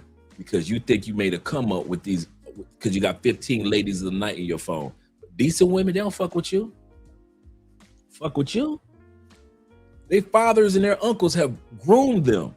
And so they're like, am I seeing? They will introduce you to their families to make sure they're seeing what they're seeing. Like, am I seeing what I'm seeing? Let me see if my uncles and my dad are seeing the same thing. And so here your happy ass go. You go into the the event at the family house, and everybody meet you, and everybody's there. And you know what dad is saying? Get rid of his ass. Get rid of him. But dad, and they know that face that dad been making since she was a little girl when dad is serious. Get rid of him. And they'll come back out and they'll make sure you're fed, and everybody will dance with you for the rest of the night. And you don't even know that the whole family has decided to get rid of your ass. You think because you had sex with her 3 more times after that, you ever notice you didn't have sex 5 more times after that? You thought you did something. I had sex with her 3 more times. And as soon as you went back to the States, she cut your ass off so fast. Ain't been no connection since that day you got your ass back on that plane.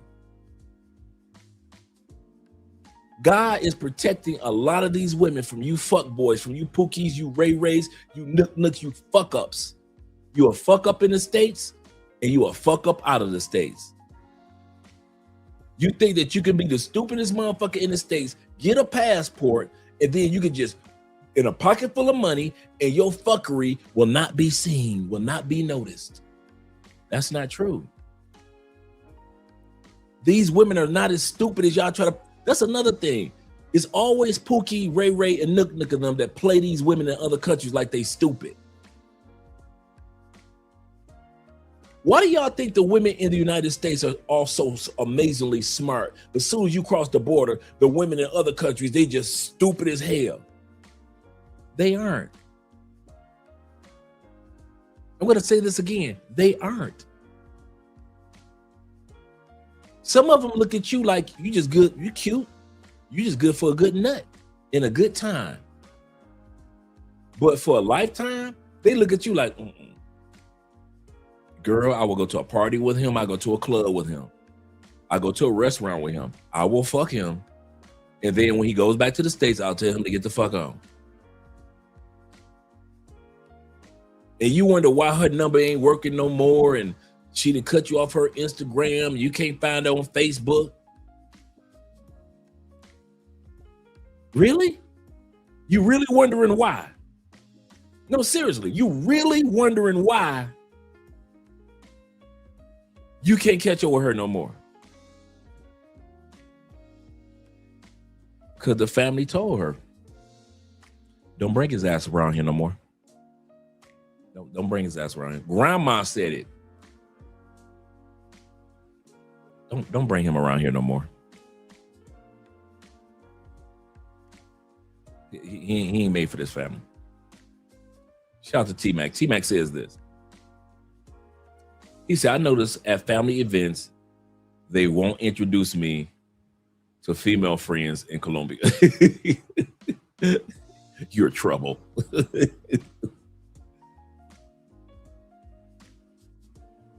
Zeta says this.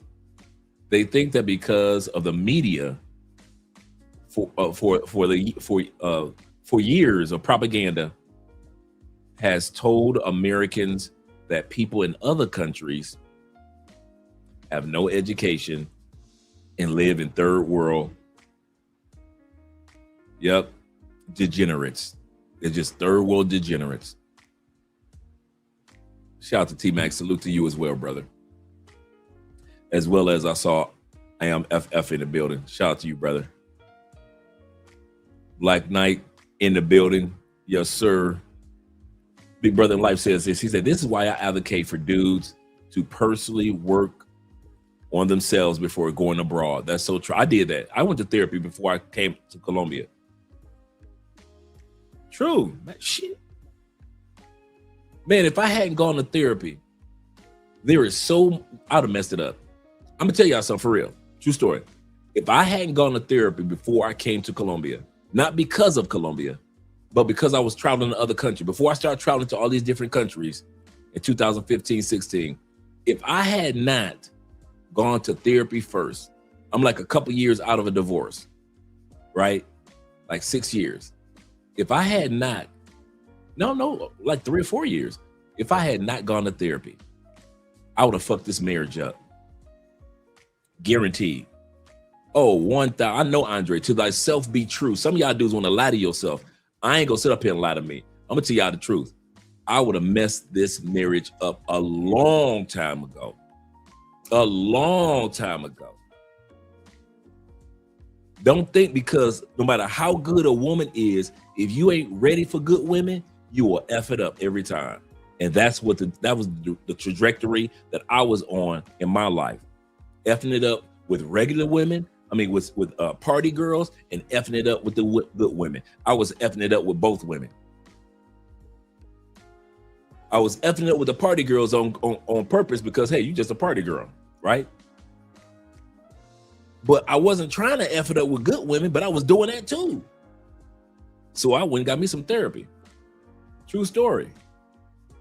And I'm so glad I did. And now I kind of like look at Andre like, okay, this, okay, that. I even can sense energies. I give you a perfect example. I'm in the grocery store today. I'm looking for some exfoliator for my skin, right? Bruh, this Colombiana walked past me and she stands right in front of me while I'm in the looking at what's in the aisle. You know when somebody is purposely standing in front of you, that's trying to get your attention? You know when you can feel, you ain't said nothing, but that magnetic energy is crazy.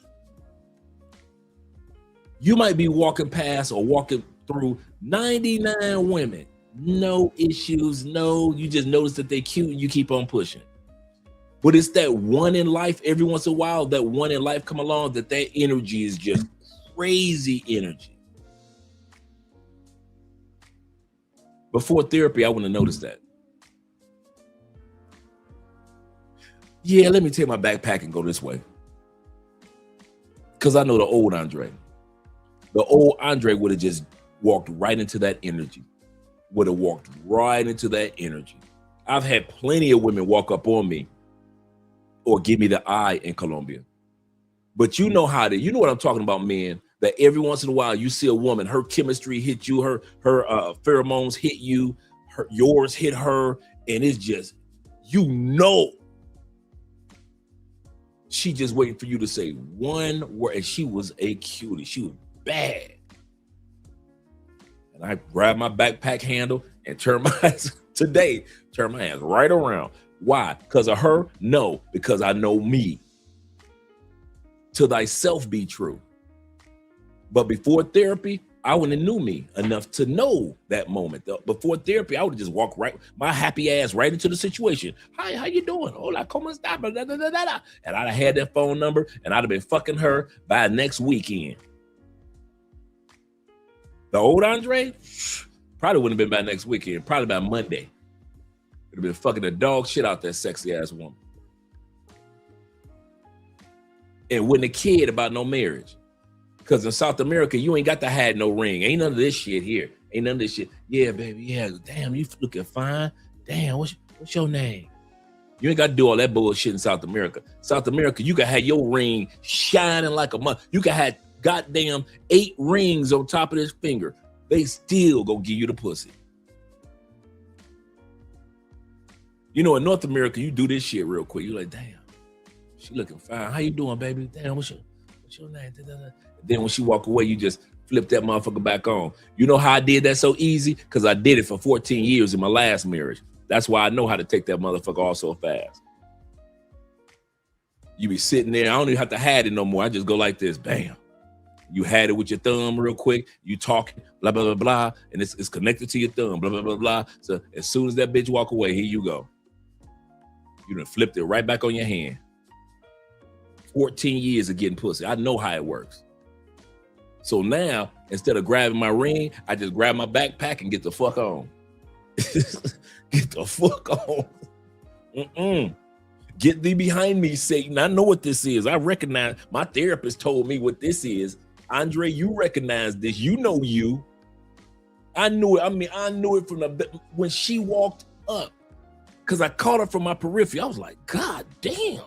And I didn't want to, I was hoping I didn't say that too loud. And I turned around, I mean, and you know when you got that one that has your looks, the curves that you like, the height that you like, she was built like a mini Andrea. I bullshit you not. Hair looking nice, the cutest face. I was like, And she just walked that energy right in front of me. And I knew it was like, you know, when you see like nature, when you see the birds kind of flirting with each other. And I'm looking like, fuck that, fuck that exfoliation cream, to clean your skin. Fuck that. I'll come back and get it later.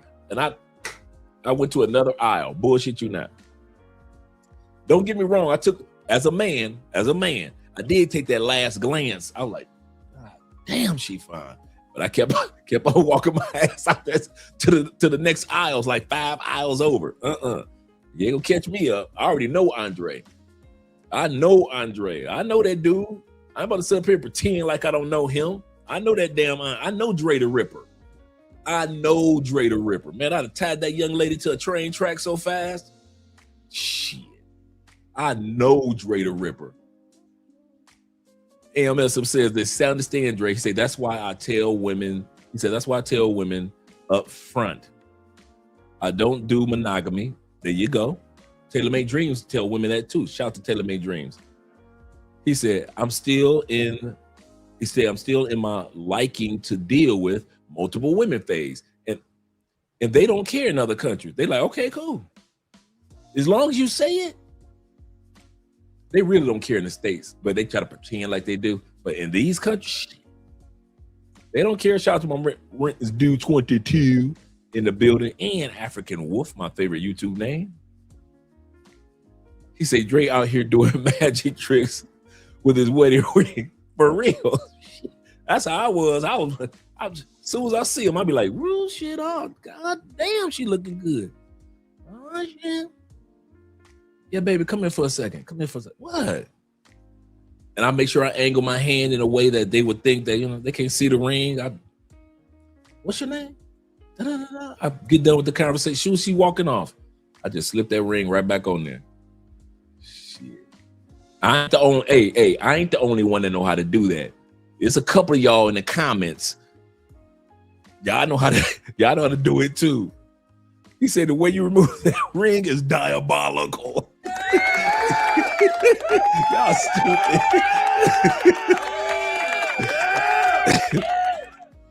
He said, was she wearing leg? No, she had on shorts. Man. It looked like she had just come from the gym. And I had just come from the gym, so I didn't see her in that gym, so she must have came from a different gym. There's a few gyms around here.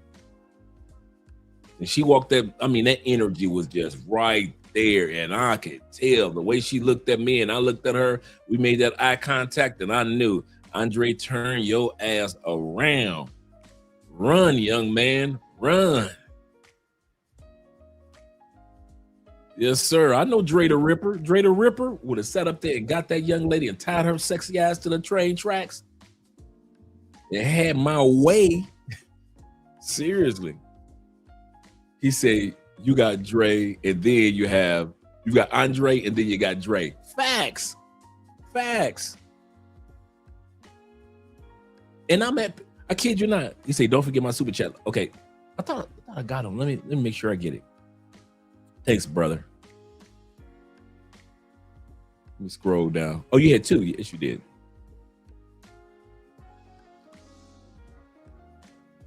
He says this. He said, what's better, Dre? Therapy with a stranger or talking to your male? Both. I won't say either or. Both was helpful for me. Both. A stranger can give you almost the how can I say, the stoic way of understanding yourself, the theoretical way of understanding. They can give you a hypothesis or synopsis of what they see that's taking place in your life. But also, and I'm using that term, also your male friends, they gonna call you bullshit anyway. So soon as you try to put some sugar coat on it, your male friend's gonna be like, nigga, I already know. Your male friends, this is the cool part about male friends. We as men don't say everything until something needs to be said. I'm gonna say this again. Women say everything. They just let their mouth just run. Men will have the information and will wait until we know that you're ready for that information. Your boys will tell you, nigga, I been knew you was gonna get caught. What the fuck y'all? Why y'all ain't tell me? Nigga, if we'd have told you was gonna get caught with that bitch, you wouldn't listen to us, nigga. We been knew you was gonna get caught messing with that goddamn white girl behind your wife back. Man, y'all could have warned me, nigga. You wasn't trying to listen to us. You had your nose open with that. So you can't lie to your male friend.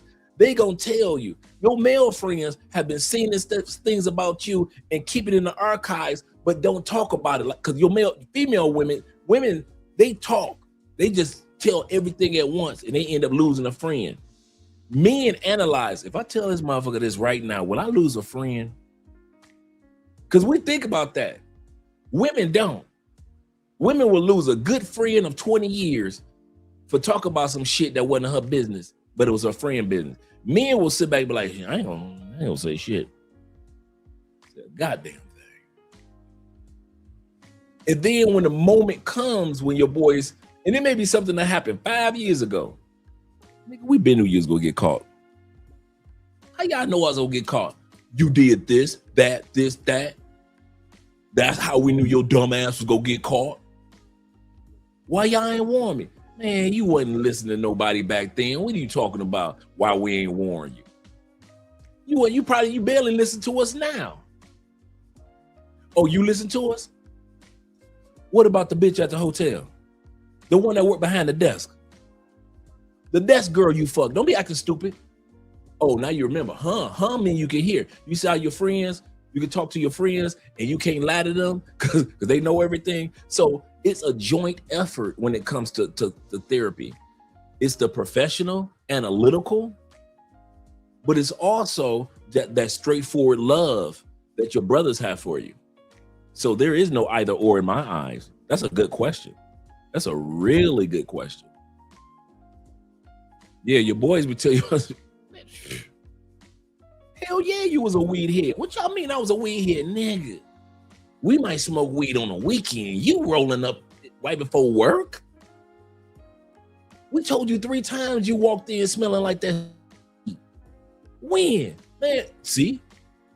You're losing your memory. So your boys could be honest with you.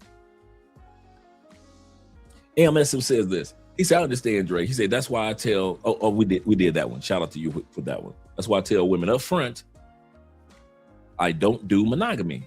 He said, I'm still in my liking to deal with multiple women phase. We all have that stage and we all embrace it no matter what age. Absolutely correct. He said, I've been through this with my homeboys too many times, and they slip up now and they come into me like I'd tell them and roast them. That's another thing. Your boys gonna roast you. Your boys gonna roast you. See, the therapist gonna he gonna take notes and be like, yeah, okay. Why do you think you did that? Okay, all right. Your boys ain't gonna even ask you no questions. They're gonna be like, what the fuck was you thinking? That type of question. That's how your boys ask questions. The therapist say, so why do you think you did that? Your boys are like, what the fuck was you thinking? Bruh, it was 4:30 in the morning. You just got home. What the fuck was you thinking? Just make it in the house at 4:30 in the morning. Another thing, your boys, what I love about having your boys on your team, if all y'all got a girl, your boys gonna keep you in check a little bit because they do not want to hear from their girl. Hey, baby. Don't hey, baby me. What? I heard Andre out there fucking them white bitches. So you fucking them white bitches too? No, baby, that's... Where you hear that from? We talking to beauty salon. I heard Andre out there fucking them white bitches again. So did you introduce him to the white bitch, or did you? So your boys be like, hey Dre, you got to slow the fuck down, because all of our wives are looking at us because of the shit you doing. You making the block hot, bruh. The block is hot. Mess around with you, man. Sit your ass down somewhere, man. My woman questioning me about some shit you doing. You gonna fuck it up with my little Puerto Rican chick. you gonna fuck up what I got with my little Puerto Rican chick on the side because she thinking I'm fucking a white girl. Man, sit your ass down. Got that bitch, you in the mall holding that bitch hand. And my girl walked right past you after church.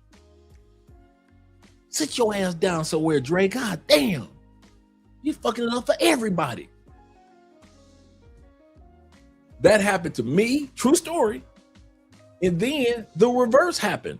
I was the homeboy. So your boy Rick got somebody pregnant out there. So y'all out there fucking bitches with no condom. I'm looking at my wife like, what? Rick got somebody pregnant, no condom. I'm playing dumb. What? What in the haberdashery and hemoglobin are you speaking of? Well, when I talk to Richard, I'm going to get down to the bottom of this, babe. He's getting women pregnant? Isn't his wife pregnant, babe? That's sad. Let's pray for them. I've been fucking the sister of the bitch that my man Rick got pregnant. I'm like, nigga, this nigga got this bitch pregnant. I ain't even know that. You ever found out some stuff through your wife that you didn't even know what was going on with your boy? This nigga that got this bitch pregnant? I'll kill this nigga. I talk to him, babe. I'll find out. I bet you will talk to him. Don't be me. I ain't got nothing to do with what that nigga doing in the streets. That's a grown, here you go. That's a grown ass man. I ain't responsible for him. I ain't that man daddy. You see how we do it? That's a grown ass man. That ain't got nothing to do with me. Why you messing up what we got going on? Girl, let's finish eating. Damn, what you talking about? Let's finish eating. Let's finish eating our meals. God damn it. You thinking the whole time, I'm gonna kill this motherfucker Rick. I'm gonna kill this nigga. I was supposed to come in the house and beat my wife coochie up. And now she mad because some shit your ass did. I'm gonna kill that nigga. Hell yeah, you gotta protect. What? That nigga got when? What? A white girl? When he started dating white girls? The white woman? He with the white women? What the hell? You sitting up there acting like you ain't never been with a white woman. A white woman? I have never. I wouldn't. A white woman? He said, my friends talk like to each other like Cam and Mace. Right, like Cam and Mace. Absolutely correct. No bullshit. Just real talk. That's facts. That's facts. Seriously. Okay, so I ain't the only one. Seriously. I know y'all laughing, but y'all laughing because y'all know it's all true. What? A white woman? When he start messing with her? You just happy she don't know about your Puerto Rican. You just, what? Are you messing with white women? Babe, stop it. I am not messing with, you be like, put a lie detector on me. I am not messing with a white woman. Cause you fucking Puerto Ricans. So technically you're right. Zeta says, and don't tell his woman, put that idea, his woman put the idea in her head that you're doing the same thing, now it's war. That's the problem. Because me and my boys used to do this. Like, and it would be every blue moon. Hey, bro, you hot. Nigga, what? Like, bro, you hot. And here we go. Nigga, I ain't hot. Nigga, you hot, man, bro. The block is hot. My woman told me what was going on in the beauty salon. You know she know about LaWanda? Nigga, you lying. Nigga, how the fuck she find out about I don't know, nigga. But you hot. You need to slow your ass down, boy. I know you like to hang out 4 days a week. You need to stop going out on Monday nights. But that's LaWanda only day off. You better find another way to get to LaWanda. Your Mondays, stop going out Mondays and Tuesdays and shit. What the hell you doing? Push it to the weekends or something. Oh man, this is more bullshit, nigga. I ain't hot. And then like 2 years later, one of my other partners, nigga, you hot. What? Man, you crazy, man. I ain't no fucking hot. You niggas are always hot. Cause you know, whenever we the hot dude, we used to always be in denial. I ain't the one that's hot, man. Y'all out there with the Puerto Rican bitches. I ain't hot, nigga. I'm sitting like my other boy, he's be like, I only fuck pussy if we out of town. So I already know I ain't hot. Nigga, you hot. Okay, how the hell I'm hot if I only fuck pussy out of town? Cause you been out of town a lot this year. And my wife is getting back to our wives. How many times we've been hanging out of town when they thought we were still in the city, nigga. That's why you hot. Oh, nigga, y'all niggas just talking. But then, it was my turn. Hey, Dre, what's up? Nigga, you hot. Nigga, I ain't never hot. I'm so cold, man. I'm a goddamn Eskimo. I'm 1/3, 3/4, 1/7 Eskimo. I ain't never hot. Y'all niggas always hot. I ain't never hot. If I'm hot, it's because you motherfuckers stay hot. That's why I ain't gonna never be hot. Man, I was hotter than everybody. Them bitches calling my house. Puerto Rican bitch, why you calling the house? On the phone, I'm Johnny Blaze. Them niggas was just hot. I'm Johnny Blaze hot. At least them niggas ain't have bitches on the phone with the wife, 2-3 hour conversations and shit. And he what? Oh, so that's what he was. Baltimore. Okay, how many times?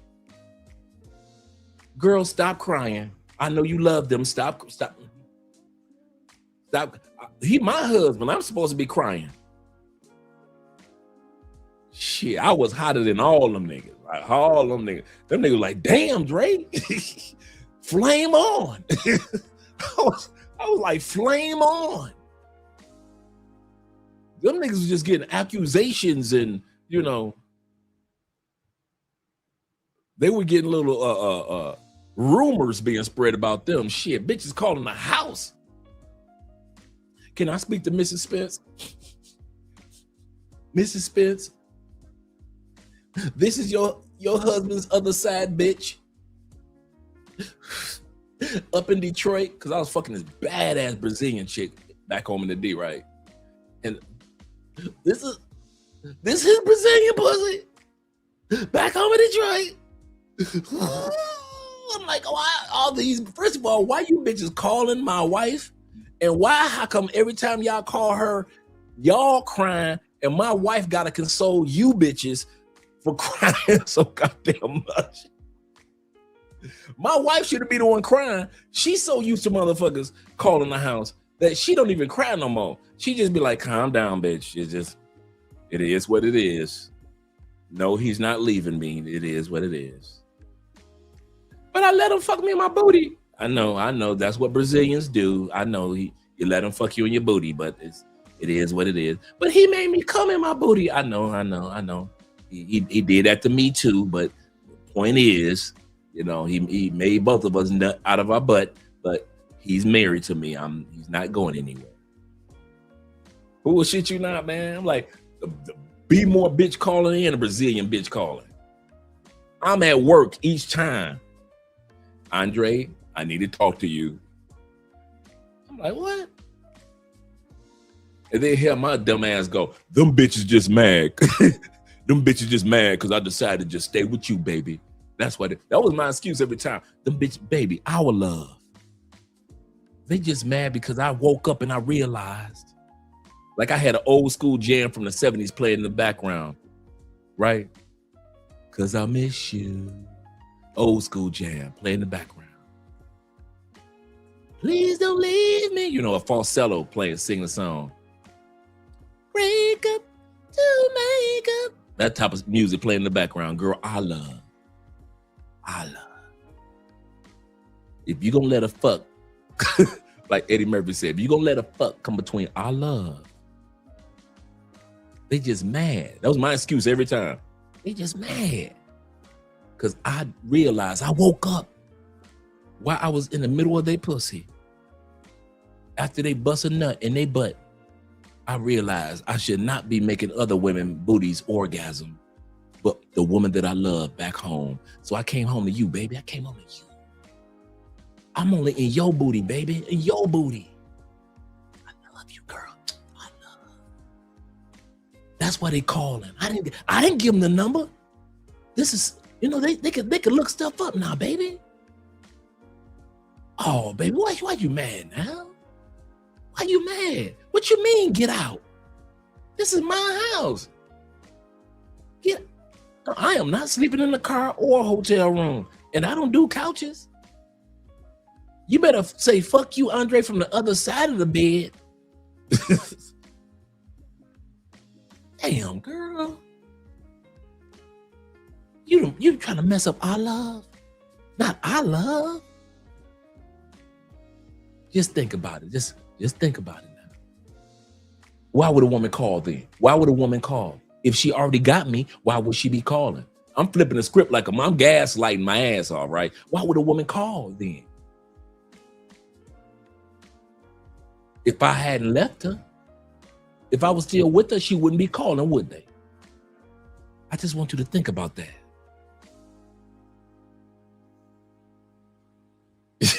Yeah, okay. This is the funny part. Y'all think it's a lie. Y'all think everything I just told was a joke. All I just told y'all is 100% true. True. And don't act like I'm the only one that had some moments where you were like, oh shit. Don't act like I'm the only brother that ever had some oh shit moments. He said, I thought I had some homeboys that was bad. He said, but Dre at the top of the pyramid. You got it, Dre. That was Dre. This is Andre. Mr. Spence, that is. So therapy is important, man. And talking to your boys is important. Yeah, I got caught up in B-More, bro. She was bad. Ooh, she was fine. That was the black and Irish chick. She had the freckles, the green eyes. She was all her cultural features of whatever stereotype of Irish women, she had it. But she had the body of a sister. She had the green eyes and the freckles. The face was the face game was a beast. Body was crazy. And she was nasty as she wasn't about just sex. She was into nasty shit. Like you just be looking at her like, you nasty bitch. So you gonna drink it out of the goddamn wine glass, huh? So you just gonna drink it right out the wine glass. You ever see some nasty shit that you want to see? Like it's easy to watch it on Scoring Hub, right? And then when you see it in real life, you be like, you are nasty for real. So you just gonna take it out your booty and put it in your mouth like that. You just gonna suck the brownish off. So that's what you're gonna do. So you gonna handcuff yourself to the kitchen stove? Why the stove? So the dog collar, how you using the dog collar? I didn't even know you could do that with a dog collar. I kid you, this month is wild. Wild. You ever see females orgasm and you just watch the show? Like, God damn, look how she nut. It's amazing to watch her nut. They need to sell tickets just to watch this female orgasm. Wow, do it again. Do it again. I'm gonna make you do it again. Do it again. Damn. Kid you not, bro. I left her because I was falling for her. I had to leave her alone because I was falling. I was falling fast. She had already fallen. I was falling fast to where I was like, Dre, what are you doing? You don't be falling for these chicks. You treat them like postage stamps. You lick them, stick them, and send them on their way. Andre, what are you doing? I mean, I'm falling. We all in Washington, D.C., holding hands, walking past the Capitol and shit. We sitting up there, got a pot. Come on, B-More. You know what I'm talking about. Got the big ass pot of crab legs and lobster and shit with the gigantic potatoes. We got Coronas with the newspaper on the table. Come on, B-More. You know I know what the hell I'm talking about. We sit up there listening to go-go music in the background and shit. I mean, we skipping like a motherfucker. And dudes looking at me like, God, I've had dudes, she was so fucking fine. Other brothers stopped me. Because they saw at that time period, dudes could see my Oakland Raiders symbol tattoo, right? So dudes thought I was Raider because they were thinking like, ain't no fucking way no regular brother gonna have something like that. Hey, bro, you played for the Raiders? And it was happening so many times. I was like, niggas, I'm 30 something. Yeah, I play for the Raiders. You niggas can't see I'm 30 something? Yeah, I play for the Raiders. That's how fucking fine she was. Them niggas was like, ain't no fucking way a regular ass dude gonna get something that fine. And what it was, I spoke to her. Y'all ready? I spoke to her. When I first met her, I spoke to her. She said, hey, I'm in Beatmore. I said, I don't give a fuck what planet you on. Planet Baltimore, planet Atlanta. I'm in Indiana at that time period. I said, I will be to see you on a regular. No, you won't. Man, I was flying down to B-board so goddamn much, bro. My wife think I'm at motorcycle events. Because I'm riding bikes at that time. You know, all you bikers, we always at different events every weekend. Shit, fuck them events. I'm in B-more eating crabs off of newspapers. Cracking the crabs. Oh, you B-more dudes know I'm telling the truth. He said, we need a baddie sound alert. I know, right? I know, I wish I had one. Hell yeah, something with the baddie with the coronas. And I'm just comfortable. I had to let her go. Dude, what really sold me one day, man, we was in the middle of sex. She had just busted a nut. I mean, a good one. She looked up at me with them green eyes, and I saw them. And this was a time when I was going through criers. It's like I had back-to-back criers, women that would just cry, right? And she looked up at me after that orgasm, and them tears started rolling. And I was like, I know she ain't crying. And she was another crier. She started crying. And she sat up and grabbed me, and I'm talking about held me like holding on for life, and cried like she was 6 years old. And I was like, and I'm what got me was I was into it. You thought we was a cuddle statue, just cuddle of black love. This the sad chick, nigga. This ain't no black love. Wake up, Dre. Wake your ass up. This is not black love. This the sad chick. Not in this moment. This is black love. She crying down my chest. Her tears are landing on my balls. Black love. I got my ass back on that plane. I said, bruh, I gotta end this. This is not gonna end well. This is not gonna end well. I got myself on that plane, got my composure together, and I had to tell her I had to cut off. Why? And she would not let go. And a couple weeks later, somehow, some way, she found out that I was mad. And I didn't even have no social media. So it wasn't my social media, not at that time period. And she called wifey, and I'm at work, and they was on the phone for 2 hours drinking coffee and talking about all the shit that I was doing. That was just one. He said, yes, sir.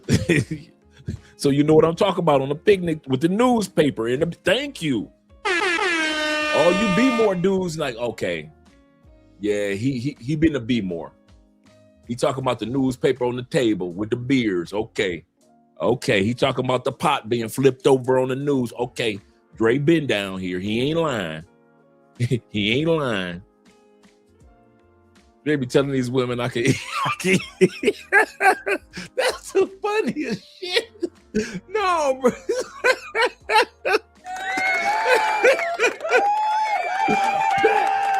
Oh my God. That is one of the funniest jokes I have ever heard about your boy. He said, Dre be telling these women I can't heal you. That's why they be crying. Oh no, man. Yep. Her best friend was a police officer. She was a cutie. That was my girl too. And she saw how heartbroken her girl was. and her homegirl did some homework. They knew my first name, they knew my last name, and they knew I was in Indiana. It ain't that many Andre Spencers in Indiana. And bruh, they did their homework, and next thing you know, she found out the house phone number. Because you know, back then you had your cell phone, you had a landline. And she called that landline, and that was it. She trying to break up our love. He said that shit gets dangerous when you make them cry. That happened a couple times, man. So I knew. And every one of them, man, except for one. One we were just messing around. She was a gay chick. It hurt. Oh man. She was gay, and her dyke, I want to smash her dyke so bad. Her dyke was a fine Jamaican chick, but she was butchy, but she was fine. And she was Italian. So I'm running through the Italian chick. She started being a crier. I said, why don't you get your girl to come over? Because it was almost as if, I ain't gonna lie, it was almost as if I was smashing her to get to her Jamaican dyke chick. I'm like, if I keep fucking her, and she might be able to convince her fine ass Jamaican dyke chick to come on through. I'm like, you can act like a man all you want, bitch. I know you fine. I know you fine. You ain't about to fool nobody. You are not about to fool nobody with that baseball cap turned to the back like you TLC. We all know no matter how butchy TLC dressed, we was gonna run through TLC if we ever got a chance. We wasn't too proud to beg. I know some dyke chicks that's just like that, cute as hell. They might dress like boys all day long, but you know, bitch, if you ever let me hit it, if you ever let me hit it, I ain't too proud to beg. He said, Dre, in the past, he said, I've had wild situations with thick redhead. Oh man, memories. Redhead white girls. They love brothers. So those memories still haunt me. You want to talk about passion and nasty. Peaches and cream. Seriously. He said Dre selling sexual dreams, knowing that he was there for a job. No. Nope. So yeah, a couple of them, whenever they started crying, man, they were crying right around the time we really had really good chemistry, and I was starting to fall for them. I even warned one chick. I said, "Girl, you might start crying." And she told me, she said, "Negro, please. You ain't that good. You cool, but you ain't that good." Shit. Wasn't even 3 months later. We in the middle of sex. She bust the hardest, when them legs shaking, she just quivering, can't control herself, orgasms. Here she go, just like the other chick. She look up at me with them big eyes, them big, beautiful eyes she had. And them goddamn waterworks came down, and she said the same thing that the black and Irish chick said, crying in my chest. Don't leave me. Don't you ever leave me. Don't you ever leave me. Don't you? And here I go. I'm drunk, feeding into it. Drunk and fucking. Black love. Black love. Giving a black love hug with both hands. Black love. Black love. Looking like a statue of black love. This is black love, baby. I got you. I got you. Let it out. Let it out. The coochie still dripping. And she crying. She crying between her legs. And crying on her lips too. Let it out, baby. Let it out. Don't you ever leave me. Don't you? The same thing the other chick said. Don't you ever leave me. Don't you ever. Don't you ever leave me. And I'm like, black love. These supposed to be side chicks, Dre. Get it together. Black love. Sometimes black love will get you in trouble when you ain't supposed to be doing the black love sex. Some of y'all, just like me, you out there giving out black love sex. That's the problem. Y'all sitting up there, got these women thinking they got a chance to have black love. You supposed to be fucking, and you out there giving out black love sex. We're gonna be together forever in the name of black love. Messing people's minds up. Yep. Smashing Priscilla. Yup. I'd have beat Prince, the gay chick that be giving the advice. Man, I'd have beat, she a cutie. I'd have beat her back in, bruh. Back in the day, all that wearing the baseball, Princella wearing the baseball cap and being with the gay girls and that. Man, she ain't got a little girl for nothing. Somebody was running through her. I was in the military. I'm tough.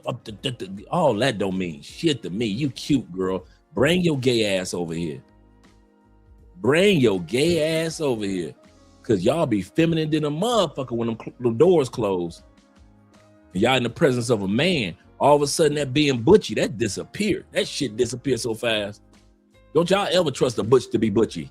I'm going to tell y'all that now.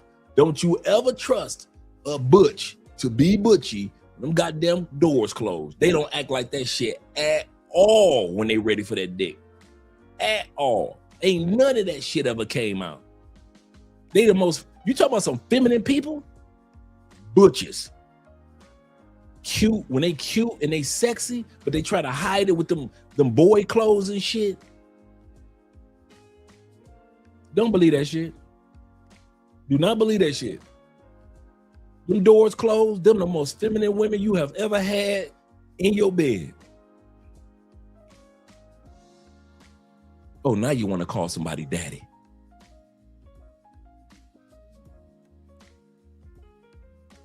I had one gay chick. How come she was enjoying the dick so good, she threw the vibrator to the other side of the room. You know how you had a big vibrator, you stroking on you zzz, on that clit? Man, she grabbed that vibrator, threw that motherfucker to the other side of the room. I want nothing but dirt. I don't want nothing to be zzz, I don't want to feel no zzz. She said, I want to feel nothing but male poundage. The force of 10,000 Thors. Okay. She took that. It was funny as hell. She grabbed that vibrator out of my hand. She was like, that motherfucker hit the wall. Kaboom! Hit the floor. Kaboom! I want to feel nothing but male poundage. Yes, ma'am. I'll do what I can, ma'am. Shit. Boy, women funny. Women funny. I'm gonna stop telling my stories, man. I'm gonna just save some of my stories for Patreon. Seriously. Shout out to you guys supporting the channel. Let's get back. This is Kevin Samuels night. This is not Andre's night. Let's get back to the video.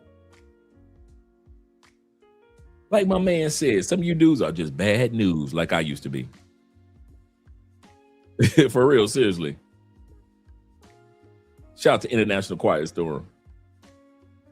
Love because you're the problem, and God is protecting other people from you.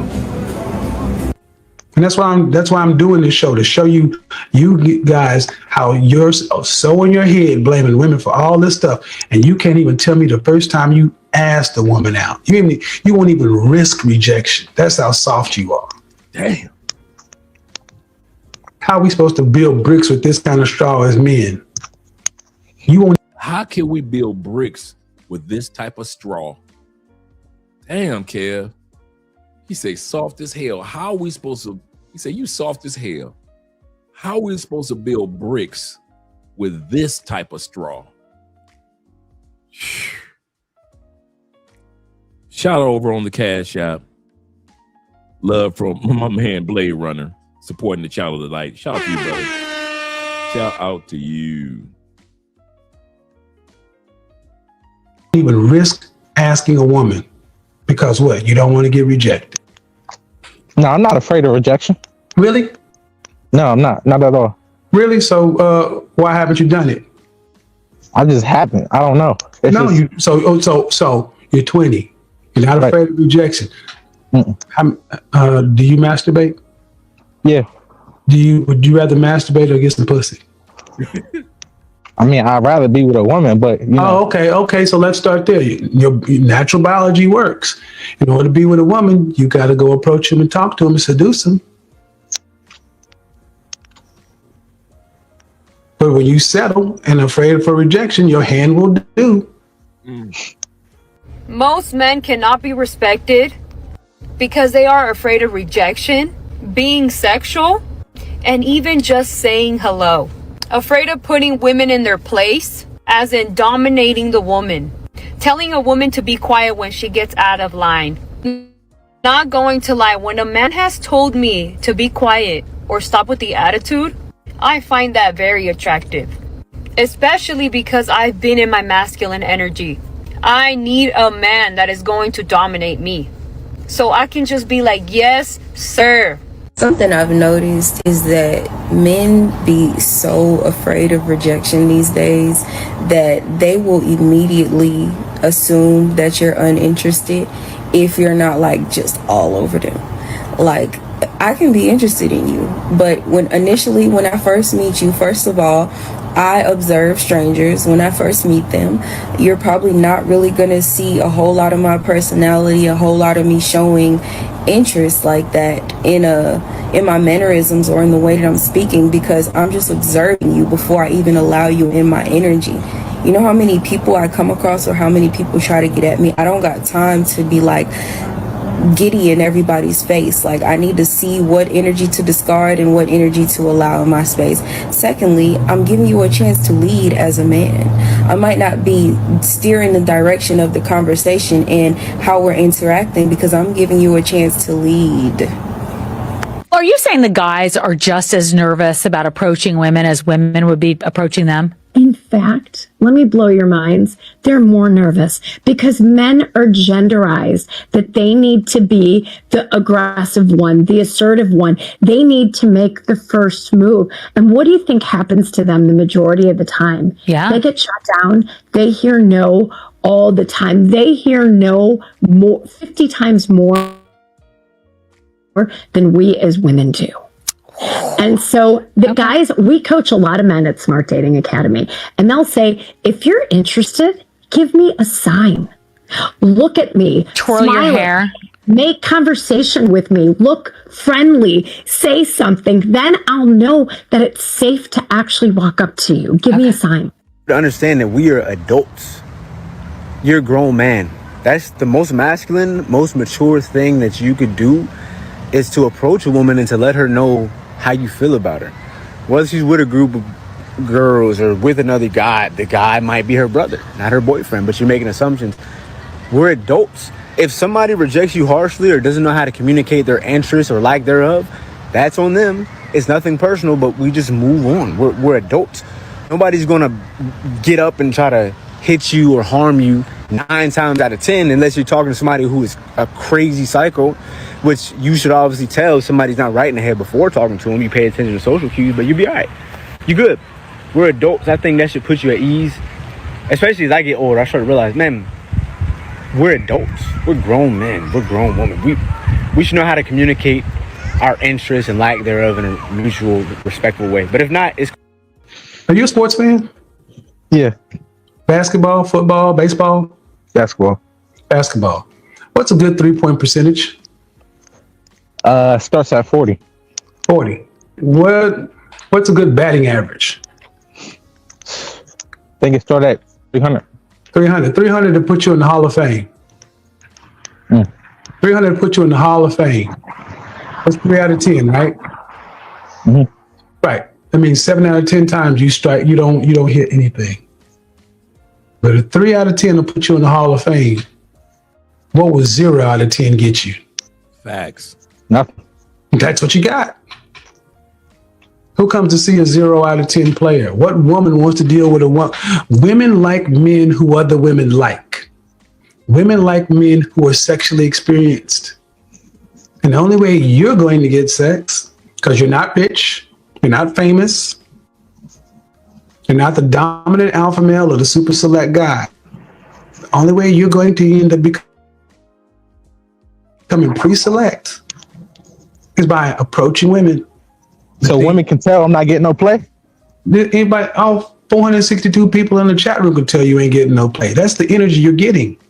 Because you're a guy that said you don't think you should have to approach women. They should give you choosing signals. Where would you rank yourself on a scale from 1 to 10? How tall are you? I'm 5'10". 5'10". How much do you weigh? Uh-oh. I weigh about... Two what? Depending on the day, between 280 to 285. So you're a fat fucker. Yeah. So you think a 5'10", almost 300-pound dude, how much money you... Not say Kevin has no filter for the men. That's why when women were talking, I didn't even care about none of what they were talking about. This man was going raw on men, destroying men. No Diddy. How much do you weigh? Uh-oh. I weigh about... Two what? Depending on the day, between 280 to 285. So you're a fat fucker. Yeah. So you think a 5'10", almost 300-pound dude, how much money you make? Like 400 every 2 weeks. So you make 400 every 2 weeks. So you make 800 a month. You make less than $10,000 a year. Okay. How many 20-year-olds was him? Hold on. Dude, I was a 20-year-old and I was making far more money than that. In the 80s, when minimum wage was $3.35 an hour. So I need to hear it. How long? You got a big dick? Huh? You have a big dick? I mean, it's above average. I ain't no Ron Jeremy. No. I asked you if you had a big dick. I didn't say it was above average. I don't know what that is, really. Nigga, you know if you got a big dick or not. Stop the bullshit. Every dude know whether or not he got a big dick. I know I got a big dick. You don't know? I mean, you don't have a big dick. That's the point. You don't have a big dick. You don't have a big wallet. You're a fat dude. And you got a lot of nerve thinking you should get choosing signals at 5'10" and 300 pounds, making less than $1,000 a month at 20 years old. And women should approach you. What they get, they don't even get a big dick. You don't have a big dick. You don't have a big wallet. Fat dude. And you got a lot of nerve. And women should approach you. What they get. You don't have a big dick. You don't have a big wallet. Fat dude. And you got a lot of nerve. And women should approach you. What they get. What they get, fellas. What they get. Now y'all know where I got that drop from.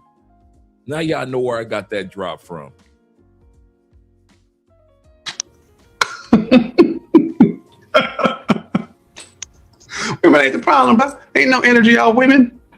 So what women know is that you know good and damn well what I just ran down don't make sense. A woman likes a man that has confidence, like approach me, you know, respectfully. That's something that I love. The fact that you're confident is gonna make me confident in you, and it's gonna just look sexy. Confidence looks sexy on a man. How to get a girl, like any girl he wants, like the girl of his dreams. What do you think works?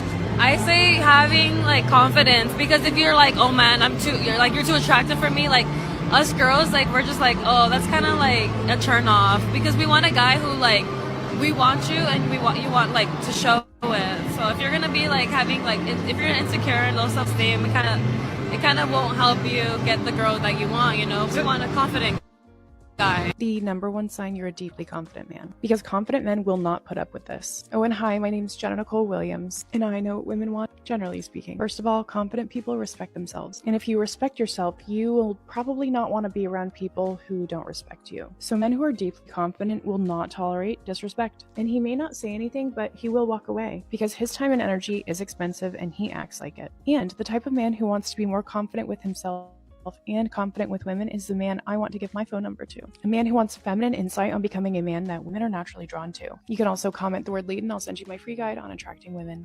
Hey, excuse me. Sorry? You had this very Arab but Latina look. Oh, thank you. Where are you from, actually? Ecuadorian? I would never guess. Miami. Well, let me say this. What do you think about Miami guys so far? I'm not really entertaining them. Come on now. You meet Miami guys. Yeah, I'm not really entertaining them. Yeah. That's kind of interesting because I know something about... Me personally, I would have never started with that. What do you think of Miami guys? I don't give a damn about what a woman think about other men. When it comes to travel, don't waste your energy on, do y'all date black dudes? I don't give a damn they date. I'm gonna tell y'all something. I have never in my life gave a damn of one culture of women if they date black men. Not a one. I've never asked a German woman, do y'all date black men? A Latin woman? White girls? Canadian girls? Black women? African women? When y'all be doing that, like, hey, Dre, ask Andrea, do Colombian women mess with brothers? Ask Andrea, do Brazilian women mess with American? I don't give a damn. I don't care if, I'm serious. When I was single, I wouldn't care if we got almost 60 people in the chat. I wouldn't care if the women didn't fuck none of y'all. In my mind, she about to fuck me. If she told every one of you black brothers, no. You know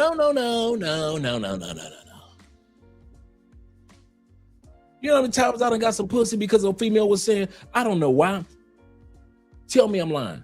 How many times, put a 1 in the comment section, if you ever had some pussy and she said, I don't know why I'm doing this. Put a 1 in the comment section if you ever had some, I don't know why I'm doing this pussy. I don't know why I'm doing this.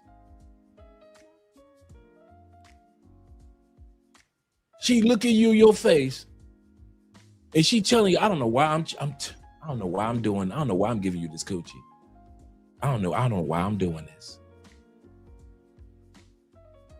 Thank you, gentlemen. I know I ain't the only one. I would have never walked up to a woman and ask her about how she feel about other men. I don't give a fuck about y'all. Not in that instance. Y'all my brothers, I love you. But in the instance of me versus you, I'm a silver-toothed tiger. I like to hunt for my meal. And part of the hunt is not caring about if the other silver-toothed tigers ate. It is not my job to care about if all the rest of the herd, the pride, ate. It's my job to focus on, you might not like every motherfucker in Miami, but you gonna like this one. Oh, you gonna like this one, baby. And then I'll go with my famous line. So here's what we gonna do. I'll never ask. Here's what we gonna do. Gonna put your number in my phone. Oh, I wasn't asking. And here's my second line. I wasn't asking. As soon as they say, I don't know. I wasn't asking. I'm sorry, my bad. And I'd be looking so serious and so sincere. I don't be looking like, yeah, I wasn't asking. I'd be like, oh no, I wasn't asking. Here you go. Go put your number in my phone. I'm gonna call you and go out to dinner. I'm gonna call you. We're gonna hang out at so and so and so and so. My 2 lines, always, with every woman was always, here's what we're gonna do. Oh, I wasn't asking. And I will make the same face on purpose. That's part of the, don't, you gotta have a face. That's a part of it. Oh, I wasn't asking. I wasn't asking, baby. Don't put your number in my phone. Here's what we're gonna do. Here, put your number in my phone. I never asked, can I get your number? That was never happening. Never. Can I get your number? Oh, here's what we're gonna do. Oh, I wasn't asking. I got a man. I wasn't asking. I'll probably send you a message a little later on so you can have my number too. And then I'll get their number. Now you're going to have a good day, babe. I'll talk to you later. That's it. Here's what we're going to do. Here's what we're going to do. Here's what we're going to do. Here's what we're going to do. You don't have to say no to me. No, I think I I'm gonna be gone, focus on my man, or I'm focusing on me. And then I'll be like, okay, cool, you know, I respect that. But if you think I'm walking around talking about the other saber-toothed tigers in the neighborhood, never have I asked women in Colombia how y'all feel about American men. Give a fuck. Have you ever been with a black man? I don't give a fuck. Have you been with this black man? I don't care about how many black men she been with. Have you been with this one here? That's my job. This one here. If you ain't been with this one here, I don't care about if you ain't never been with a black man before. I don't care. In my mind, all y'all sex is horrible. In my imagination, of Andre's imagination, when I was single, in my imagination, I wasn't imagining dudes like, damn, he must got more money. Oh, damn, he must have fucked them good. Oh, damn, he must have had all the charisma. Oh, damn, that dude got the sense of humor. I didn't give a fuck. In my mind, wasn't nobody funnier than me, could nobody fuck better than me, even though I knew it wasn't true. But in my confidence, I was like, shit, she gonna tell everybody in this club no, but me. All them niggas gonna buy her a drink, but me. But I'ma leave with her tonight. Fuck that. I gotta sit up here. You gotta convince me with a no, ma'am. Ma'am, your no is gonna have to be convincing. I'm not just gonna be assuming a no. She giving me eye contact, I'm giving her eye contact, but I'm not going over there to say anything. Why? I assume she got a man. All the dudes are all over her. She don't want me. She got a man. I know she's looking at me. I see her. But she doesn't want me because she probably got him out. She's so beautiful. She's so pretty. She's so pretty. The fuck out of here. You gonna be a pretty no. Because that's all they can be. Seriously. I mean, seriously, no matter where you go in the world, she either gonna be a pretty no or a pretty yes. Okay. So you would rather have a no from an ugly chick or a big chick? Or you would rather have a yes from a big chick or ugly chick? So y'all walk up on big chicks and ugly chicks knowing you do not want to know from a big chick and an ugly chick. Like, this big bitch just tell me no. And you do not want a yes from a big chick or ugly chick. Hell yeah, I'll lay with you tonight. Do you want a yes from that? Do you want to walk out the club with the ugliest chick? You ain't that drunk. So since you don't want a no from a big chick and an ugly chick, or a yes from a big chick and an ugly chick, you might as well be like how I used to be. The only person that could tell me no is a pretty motherfucker that I want to have. The only person that can tell me yes is a pretty motherfucker that I want to have. I gotta sit up here and try to kind of like women say, settle. You sit around, this big ugly bitch told you, sure, come on. I'd love to be with you. Come on. You got a yes from the wrong motherfucker. You sitting around like she got on shoulder pads and a dress. Huh? I'll see you here. Come on. Hey girls, I'm about to get me some. So you want an ugly chick, a big ugly chick to say yes to you. So y'all be compromising. Y'all be in Colombia compromising your ass off. Like I said, if I'm gonna get a no, back in my day, I'm gonna get a no from a pretty chick. It's gonna be the prettiest motherfucking no up in there. You be like, God damn, that no was fine. And I'm gonna get another fine no and another fine no. And then all I care about is when I finally get that yes from that nicey. Here's my spare hotel room key, girl. I see you in 20 minutes. I'm about to go finish my drink. Oh, so you just gonna leave me? You ain't gonna buy me a drink? Let the next man, you know, another man coming along, girl, go buy you a drink. Stop acting like that. So you ain't gonna buy me a drink? I got drinks in my hotel room. Now you coming to what? You can come right now. We got some drinks. But But I'm not about to buy you a drink in this bar when I know all these other dudes about to buy you a drink. So let them buy you a drink and we can go ahead, man. Go to the hotel room. Shit, I might have them buy me a drink too. Get 2 appletinis. Shit, that. I don't even drink the appletinis. Get 2 of them motherfuckers. Make it seem like you get one for your homegirl. Don't get an appletini in a whiskey. They gonna know you getting it for another nigga. Get 2 appletinis. I'll do an appletini with you, baby. But I ain't gonna buy the drinks. You got I got drinks at the hotel room. You know we gonna drink them drinks. Shit. Y'all letting ugly chicks tell y'all yes. So y'all want an ugly one-eyed bitch to tell you yes.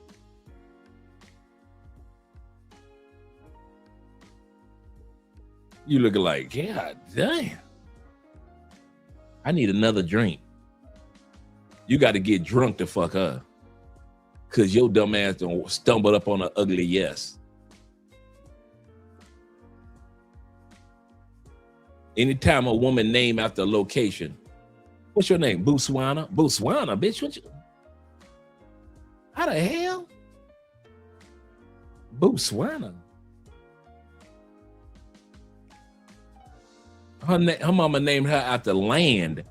You look like you just been walked all over like land. Her mama named her after land. Respucia. For real, them dudes begin with the Respucia. See, dudes be doing shit and don't be realizing that there's repercussions for the shit that they do. They'll be drunk, walk up on a cutie. She cute in the face, but she big as hell. Hey, baby, what you doing right now? Nothing. Shit, this club I closed you, man. You want to go hang out with your man? Okay. And all of a sudden, cute face voice get deep in the motherfucker. Okay. You sober up. Huh?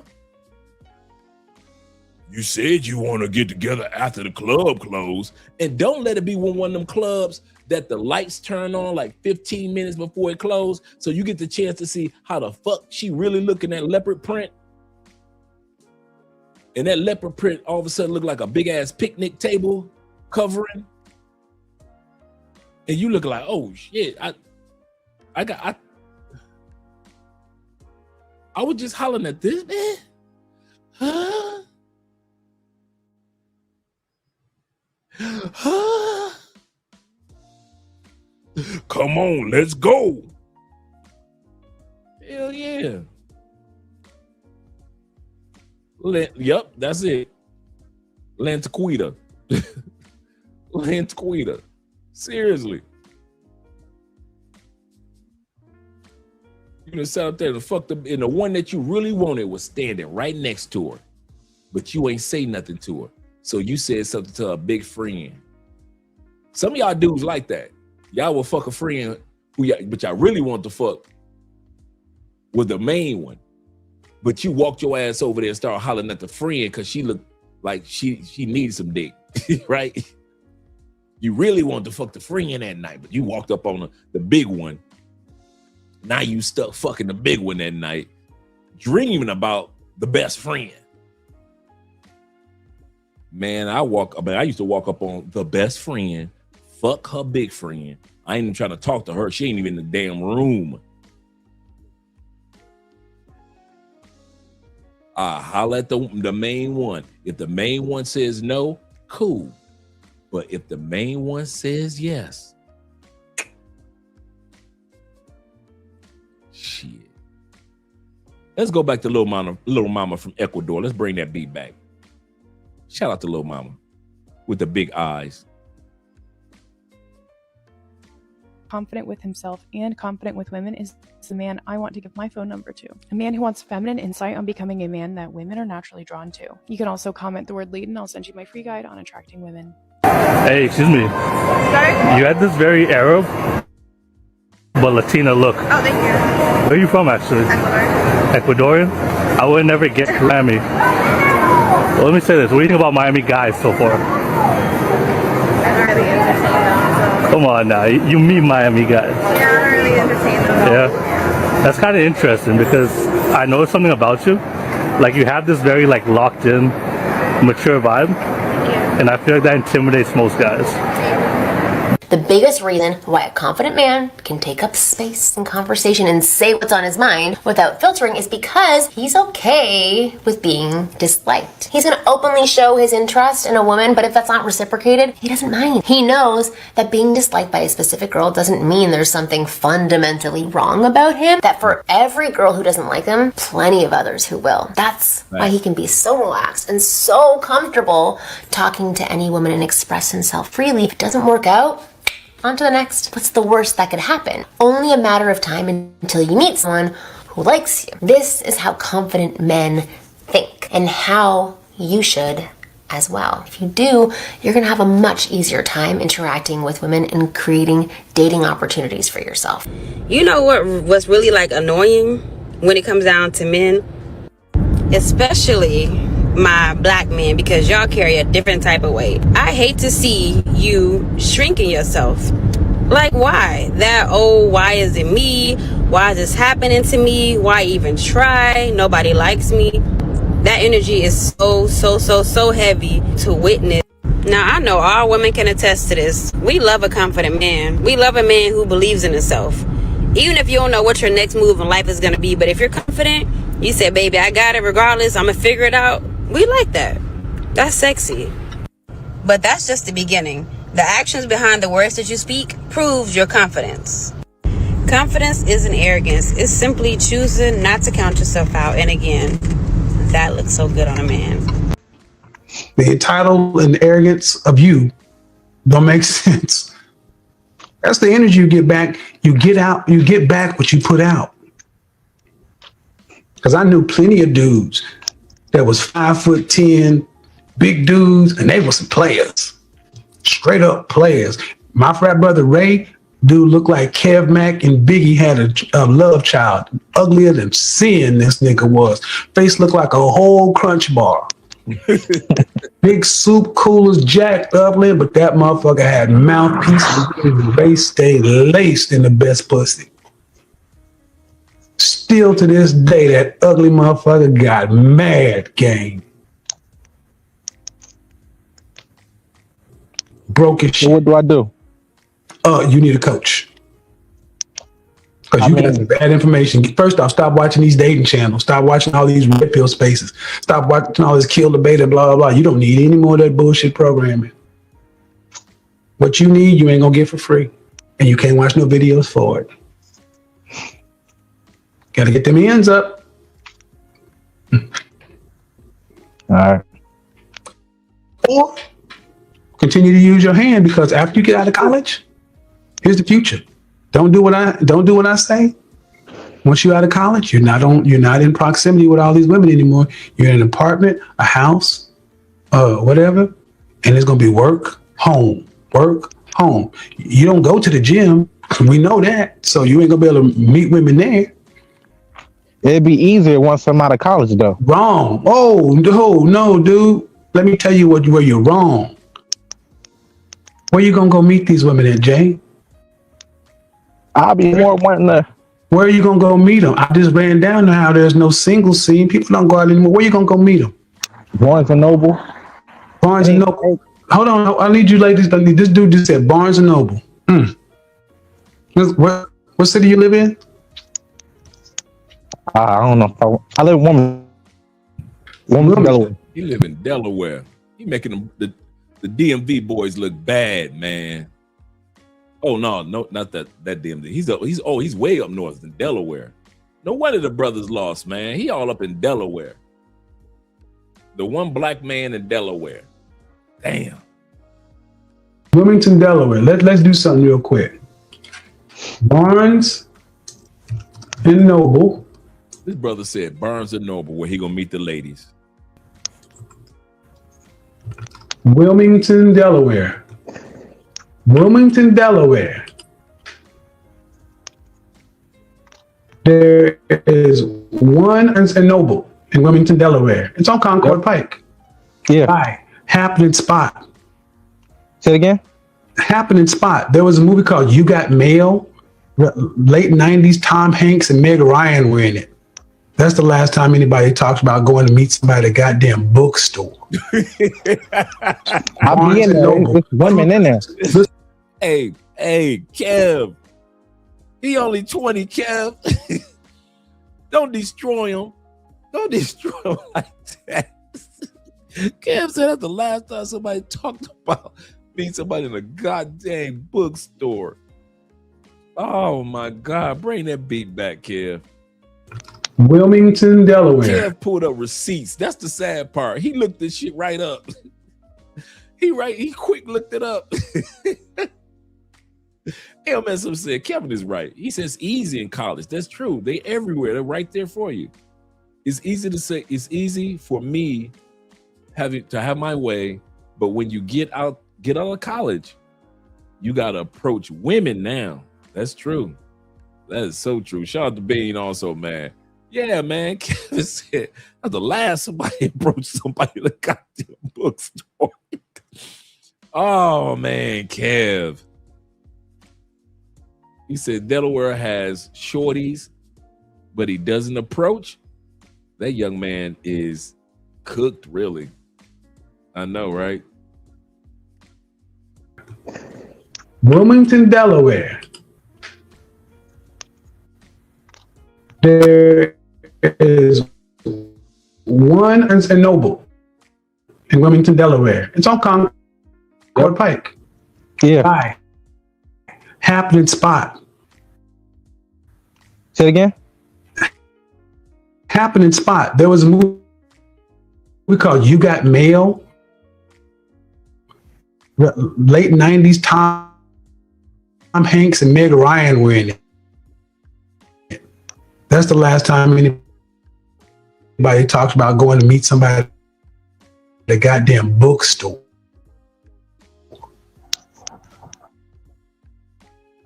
I'll be in there.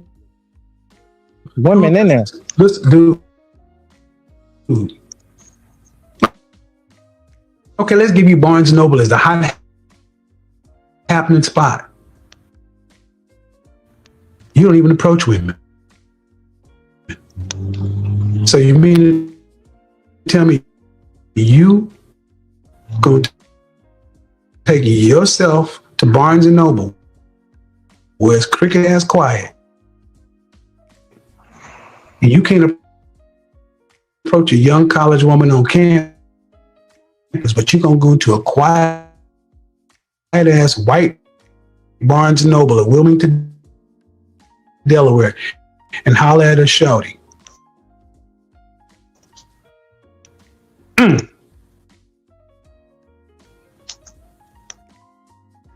Okay. Where else you have more value?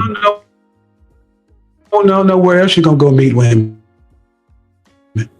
A lounge. A lounge. What? Give me the name of the lounge. Any lounge. Any lounge. Yeah. Jay, do you have an active social life? Do you go out now? No, I don't have time. Right, you don't, and here's what you just proved. You don't know what the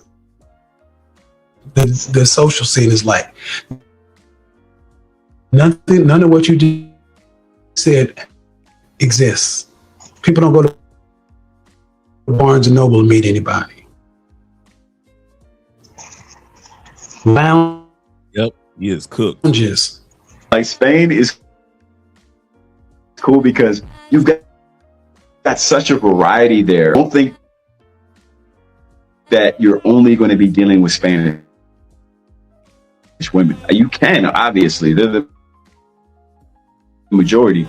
But if you're in any big city in Spain, you've got the whole world is there, man. If Spanish women are not your cup of tea, you're like, yeah, they're all right, but it's not like really my thing. Spain's got it all. Obviously, there's Latinos. Come on, it's Spain, all right? That's like the mother, that's the mother country. You've got loads of Dominicans in any Spanish city you go to. I don't care how small it there's a Dominican community there. You got Colombians in any Spanish city. I don't care which one it is. You got Venezuelans, especially now. You know, there was a big exodus of Venezuelans like in the last 10 years. So they're all over Spain now. Guys, if you're coming to Colombia, don't use Tinder. You know, like these girls love that you walk up to them. It's so different. My audio has gone out as far as me hearing you guys. I'm going to step out of the stream and then I'm going to come back in. So I might be able to let this play, but I'm going to step out and I can't do that. I'm going to step out of the screen for a split second, come back in and see if that helps my audio, because I can't hear anything as far as the video.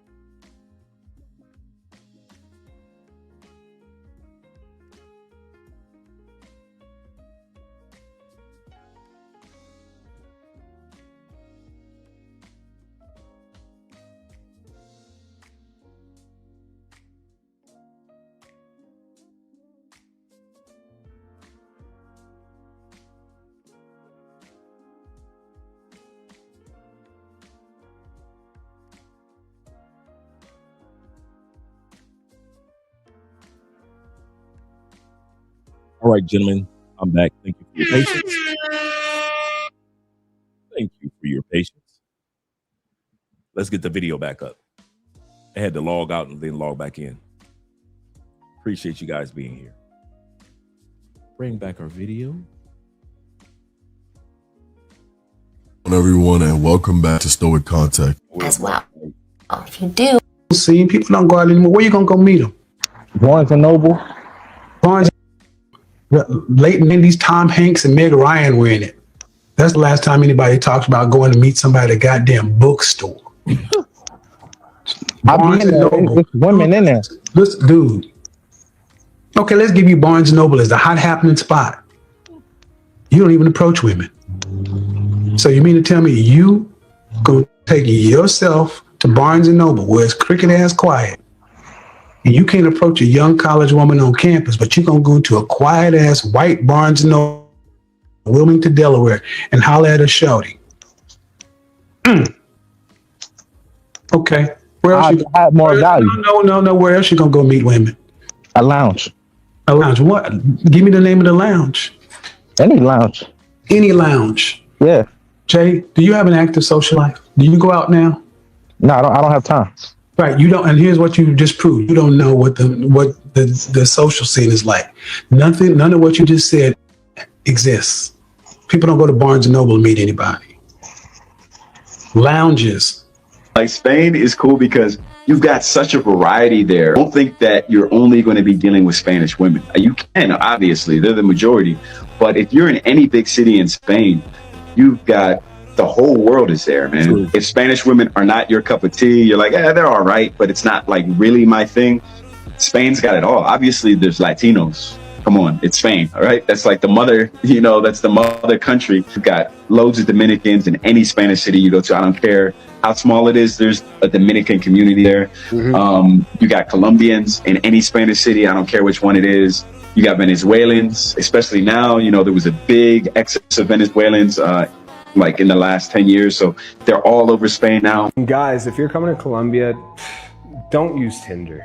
Like these girls love that you walk up to them. It's so different from the West. He's dropping real advice out here. You don't need Tinder. Like you just step out, go to You don't want to go on shop. Tinder, guys. You don't want to wake up 3 days later, Exactly. There's There's other more Medellin, there are other more dangerous things on there, but he's right. Like people often get essentially scared, and because in the West, most girls they end up rejecting, and guys aren't. And people think it's like, oh, is it because Colombians want to reach out to you because you have money? No, it's because the cultures in that aspect they like when guys approach the social aspect. Where I know the West is a little bit changed now, where girls are always standoffish and they want you to work like 10x harder than you need to. It's scary. It's already tough as it is as a man to go approach a woman, right? You got doubts in your mind, but over here, guys, just you making that effort and speaking, even if it's like, I know you guys understand that we're fluent, but even if you're sod, like I'm not fluent like you are, can I still make that difference?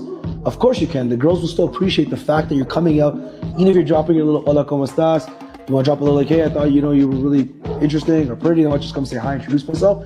Even if it's in broken Spanish, she'll appreciate so much the fact that you tried to learn the language as best you could to come make that effort to come approach her. Super romantic. And they love that. They're very passionate women, so they love when you make effort. They love guys that are attentive. They say like detallista. Yeah. Like, everything about all about the details. So like, guys, don't be scared. If you're coming out here and you're looking to meet good women, you're not gonna find them on the apps. I mean, maybe there's some out there. It's a lot harder now, but it's better to actually go out there.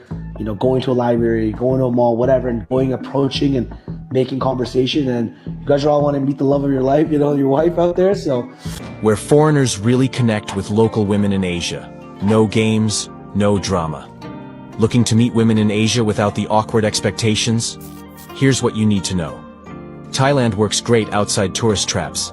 In cities like Chiang Mai or Bangkok student zones, you'll meet curious, open-minded women, often students or young professionals. Be cool, not flashy. It works better than you think. Vietnam is slower but real. In places like Ho Chi Minh City, apps lead to genuine connections. Just know it's less direct. No cash talk, no pressure, just energy and presence. Philippines is the best. Friendly culture, great English, and tons of locals on Tinder and Bumble. Some want relationships. Others, just real fun vibes, no strings attached. Avoid places that feel transactional. And always, be respectful, be honest, be real. Want to know where to look and what to say? Apps, coffee shops, local events, not the usual spots. No, bro. And what you're showing is, I'm not trying to insult you, but you don't know. What you think is, well, it sucks, right? Because I'm broke and I'm a college student. But when I'm out, I'll be making money. What's your degree going to be in? Finance. Finance. What do you plan on doing for a living? I plan on somehow getting a high finance, but that's why I'm really. Hold on. What do you plan on doing after you graduate? Being like a banker or something. And how much do you think you'll be making entry level? Probably 55. No. I had another finance guy on last night. You finance guys, you're going to school to get a degree that you don't know what to use it for. You'll come out making 35,000, 40 maybe. Oh no. Really? Where are you going to school at? I go to community college now, but community college. And you'll have a community college degree. Where do you get your bachelor's from? I don't know yet. That's why I don't. That's Exactly. what What would your grades qualify you to go to get a job in finance entry level $55,000 a year? Well, it all depends. It all depends. It doesn't depend, young man. What I'm telling you is you are living in a fantasy world. You don't know these things. Let's just look at this. Look at the numbers. I watch the numbers. You're in community college. Mm-hmm. You're going to go to what school are you going to after you graduate? It all depends on how my grades look. Where are you looking to go to? I want to go to like Michigan or Virginia. Michigan. And do you have scholarships to Michigan, or will you be paying? I just pay. Right. You mean that's if I get in. You'll pay them student loans, right? Yep. Right. And you'll be out of state tuition because you're in Delaware now, right? Right. So you'll be out. So you'll be going to University of Michigan at best on 2-year out-of-state tuition. What's out-of-state tuition like for University of Michigan? At Michigan, probably around 40. Out-of-state tuition. 40 per year? Mm-hmm. Right. 40 per year. Let's give you that. So you'll be going in 2 years, $80,000 into debt. $80,000 into debt. Finance degree. You said you want to be in banking? Yeah. You don't just get out and go in high level investment banking. I know. What's the title? What's the job title you are talking about? Probably like a financial analyst or something. Financial analyst, entry-level financial analyst. Entry-level financial analyst. Financial analyst. Salary. Entry-level financial analyst, $46,000 to $70,000 a year. When you look at the company. This kid can't be helped. The sad thing is, there's a generation of young men that need help from men. See, women are always saying, we men need to step up. We need to help the next generation of men. Where women don't realize, a lot of your sons, the nephews, they aren't ready for advice. It's not that the advice isn't there, ladies, for your sons and stepsons and your sons' friends. Your sons aren't wired to accept advice and guidance from a man. They don't understand what that is. They don't understand what that is. And that's the problem in the Black community. It's not just about Black love. It's about that even if somebody even if the brothers, all these Black men stepped up to be stepdads and stepped up to be step uncles and stepped up to volunteer in the community, a lot of the young men aren't even trained by their mothers to take advice and sit quietly when a man is trying to help you. Why? Because they never saw it in their house, and they never saw their mother or their grandmother or their older sister sit quietly when a man is trying to give them advice. And that is so sad. You were out. There was a time when an elder was speaking, you weren't even allowed to be in the same room. When the elders were speaking, when I was growing up, Gen X, you weren't even allowed to be in the same room when older people were speaking. And no matter how old you got, you were to respect your elders. And the first form of respect that I was growing up with is you sit there and you be quiet. The elder is not asking for your opinion. The elder is giving you knowledge. Now, whether you use in wisdom, whether you use it or not, that's on you. But our generation knew to shut up, be quiet, and then if I want to use it, eat the meat, spit out the bones, apply to me what applied to me. But to banter back and forth with older people, nah, that's not my generation. This new generation of young people going back and forth with older people as if we don't know, as if we haven't experienced. Yeah, y'all can have that. And that comes from all these single mothers who had not groomed these young men on how to take advice from older men. So when I see these women talk about on these panels, talk about you black men need to step up. You need to, these Umars trying to talk about black men need to do this in the community. Black men need to do that. Young men aren't even groomed to take the advice, even if you men stepped up to help them.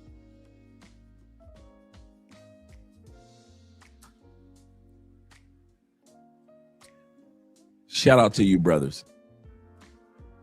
That young man was worried about getting women when he should be worried about getting his life together. Absolutely correct.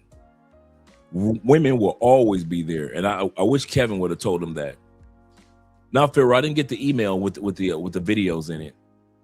Send it to me over to A Spence 2011. A Spence 2011. I didn't get the email. It's just so sad. Shout out to Chaos in the building. And my brother Fraction Jackson representing. Being said, that's so true and right.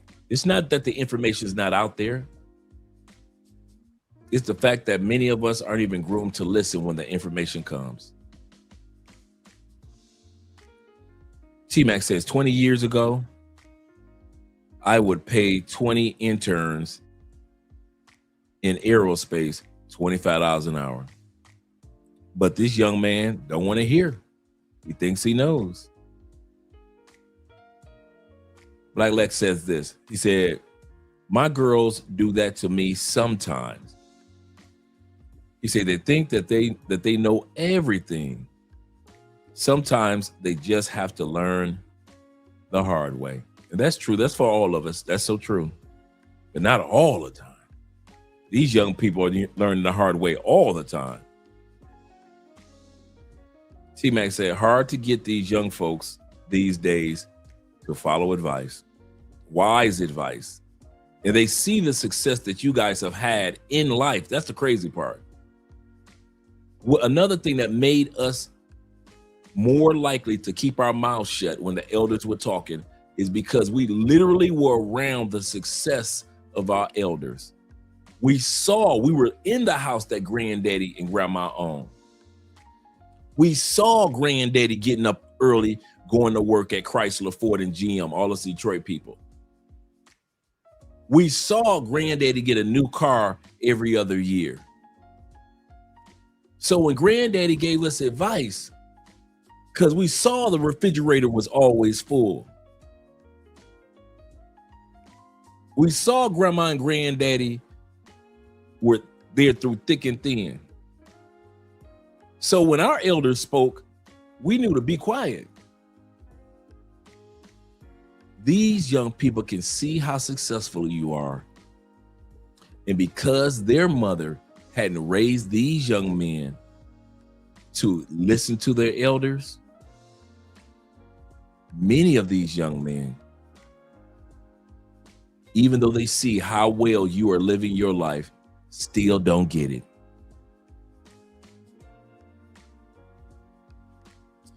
You see, they have AI, Google, social media, and friends to a lot of them. True. True. Let's continue on.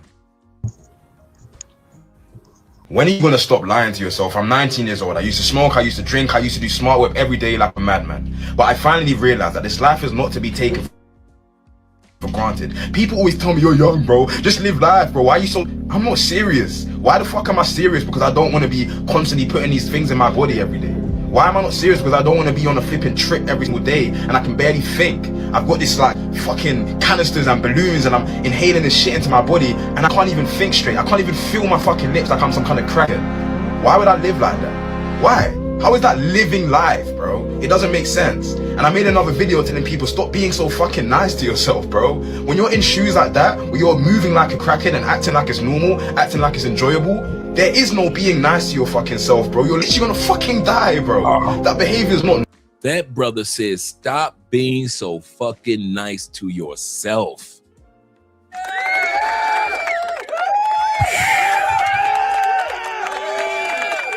Stop being so nice to yourself. I can easily say some of us need to throw a little bit of weight off, because when it comes to food, we've been nice to ourselves. When it comes to drinking, hey, whatever you want, Dre. We've been too nice to ourselves. In this life, that hit me. That hit me like a sledgehammer. He just in a millisecond, this young man just had me analyzing my life. At this stage of life, Andre, are you being too damn nice to yourself? Are you letting yourself get away with stuff that you won't let others get away with, or you won't let your past, Andre, get away with? Are you at a stage of life, Andre, that you're being just a little too nice, too lenient on yourself? When it comes to Theo's classes, are you being too nice, Andre? Are you being too nice to yourself? Are you a little bit lenient? Are you allowing yourself to use a lot of excuses when it's time to do homework with Theo? Are you just a little too nice with yourself? That hit me. That's good preaching right there. That is good preaching. He said it's the truth.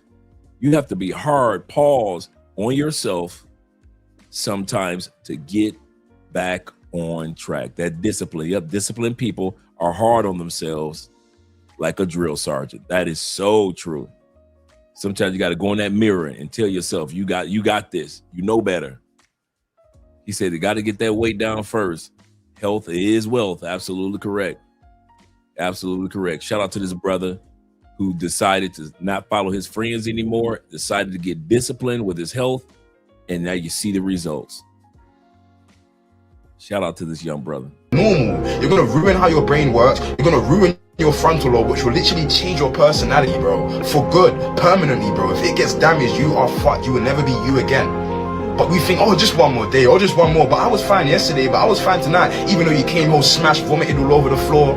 Your body is literally rejecting this shit. And you're choosing to do it again and again and again and again. When are you gonna wake up and realize that you can still enjoy your life without having to stimulate yourself? Look at me now, bro.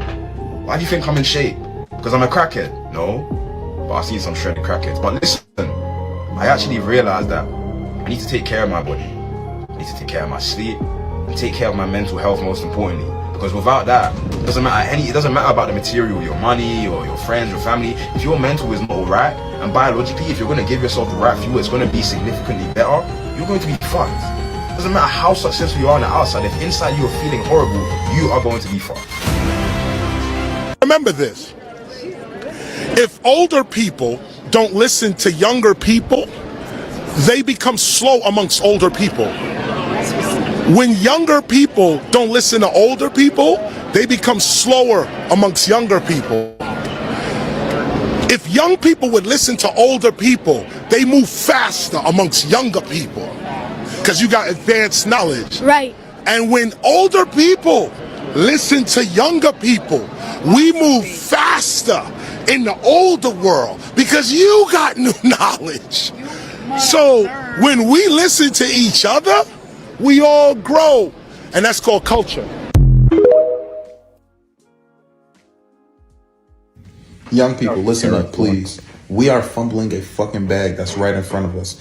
And we have an underrated luxury in our lives that we do not take advantage of. And that is older people, old people, grandparents, people that you meet at the fucking gym, people that you meet at the street, people that you meet at the motherfucking neighborhood restaurant. Older people have so much shit that they can give to our lives, and it can benefit us in ways that we have not ever fucking imagined. And it's the most beautiful situation because it's teach and learn. They don't know nothing about our generation. They have no idea how we communicate, how we deal with relationships.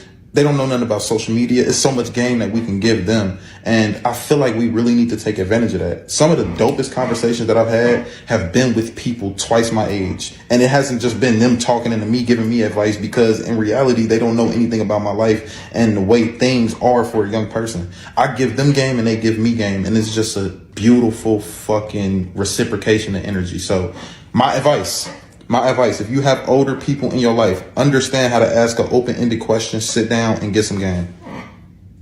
It'll help a lot, trust me. Who are you talking to? You're talking to a guy who spent 20 years in corporate America, right? Yeah.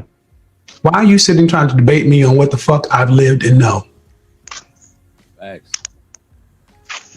You don't even have an idea where you're going to, where you really want to go to college, what you really want to do, or how, this is why you can't get anywhere. Listen to the energy you're putting off in this conversation right here. This is why your dick is dry. Damn. Look at how fucking toxic you've made this interaction right here. What did you win? What did you gain? You ain't gonna prove me wrong. What you get? What you get? I'm not trying to prove you wrong. I respect you. That's why that just shows you how low your social skills are. Listening to somebody who's trying to help you, who's actually been in corporate America for 20 years and promoted 7 times from entry level to VP. Knows what he's talking about. You still, all right, motherfucker, go into $80,000 of debt. Go get you a financial analyst job. Make $50,000 a year. You still a $50,000 a year, 300-pound, 5'10" virgin.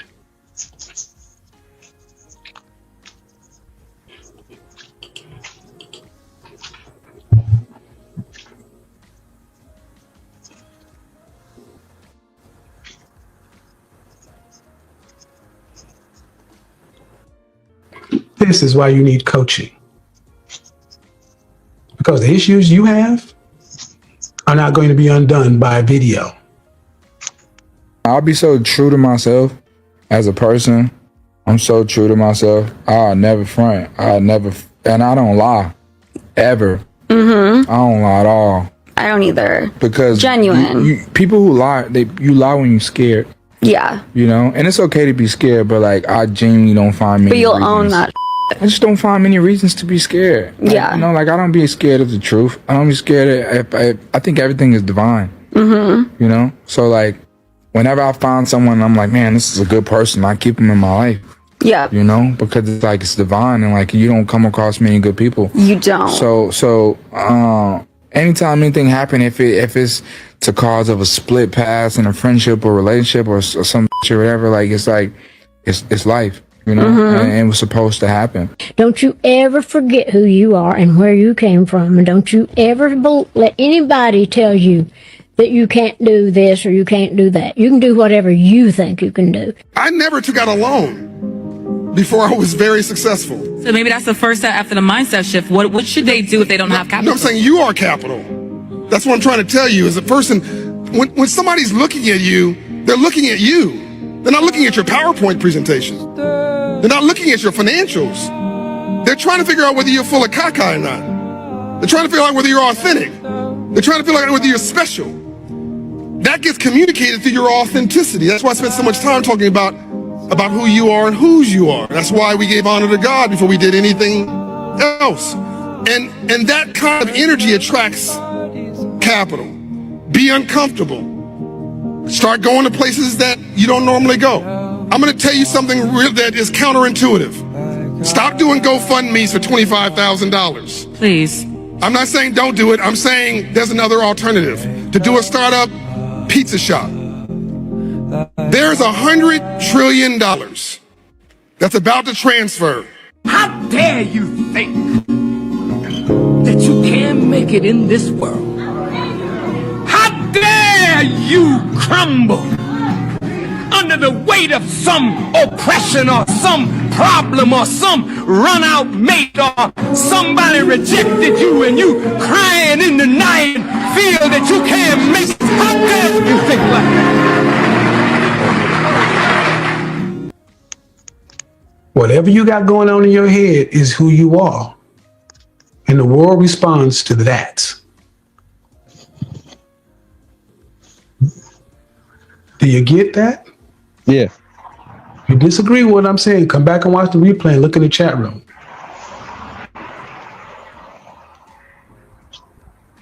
Any other questions? Nah, not right now. All right, man. Oh, one more. Okay. Which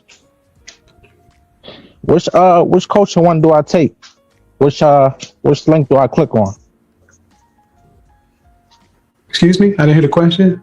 You got a bunch of different options for the coaching, but your best coaching would be, I'll put it in the chat room, it's interpersonal communication.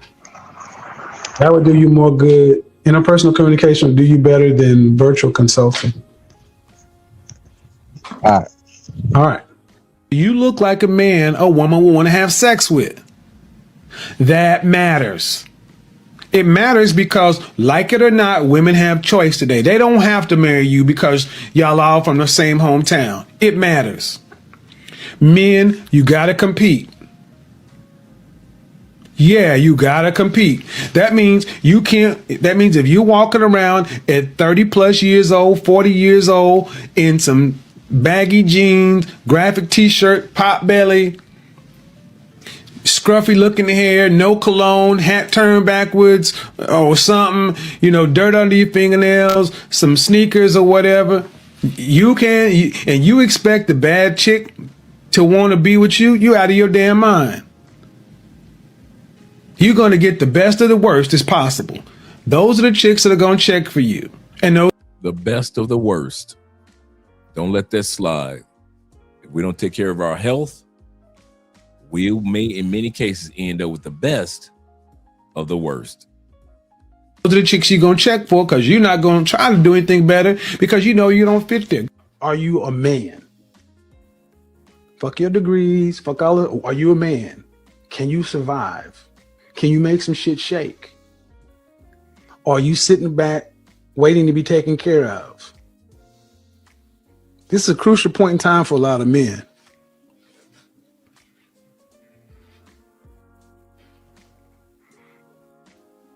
This is a crucial point in time for a lot of men. See, do not let this time go by without you coming out not learning or improving.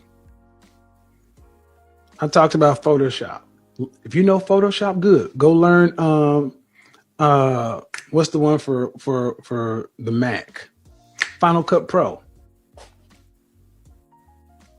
You know how many people are becoming content creators right now who are starting to run an Instagram account or a YouTube and they're not going to have time? You know how many side jobs you can pick up on your own version of Fiverr? Man, please. Please. That's what I'm talking about. Shout out to Kevin.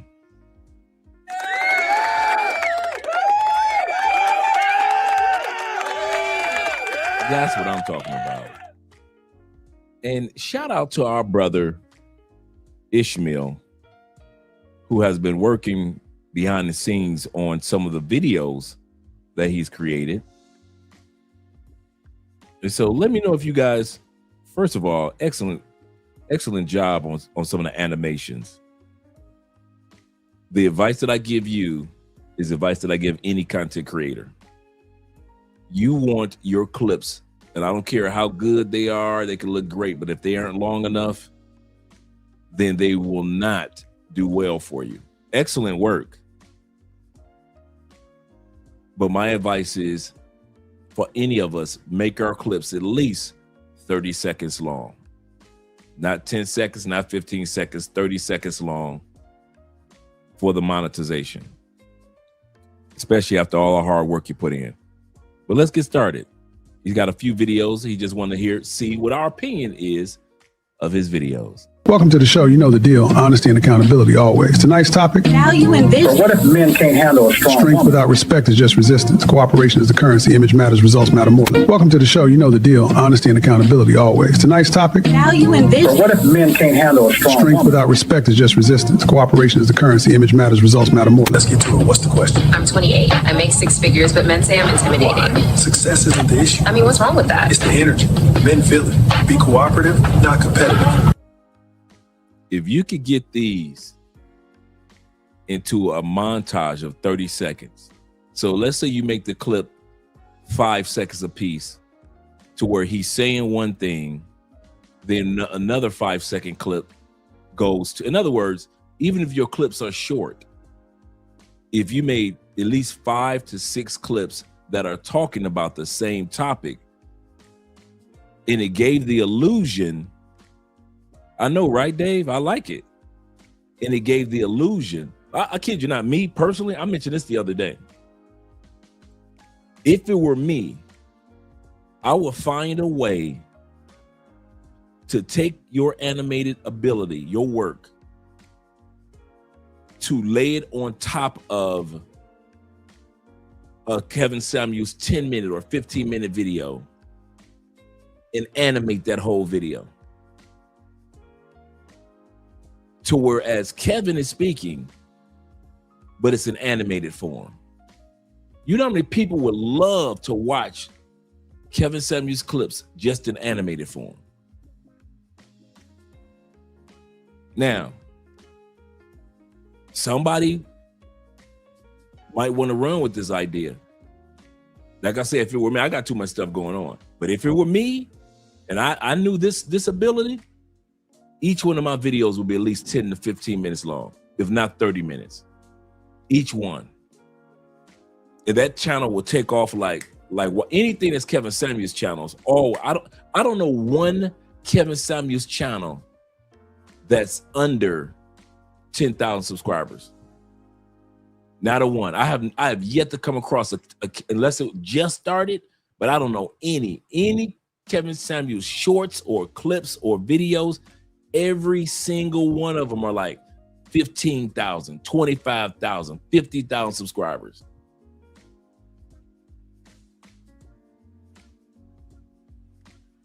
So just to make some Kevin Samuels shorts and Kevin Samuels animated, you would kill it. You would kill it.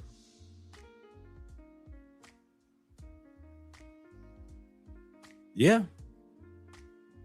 Yep.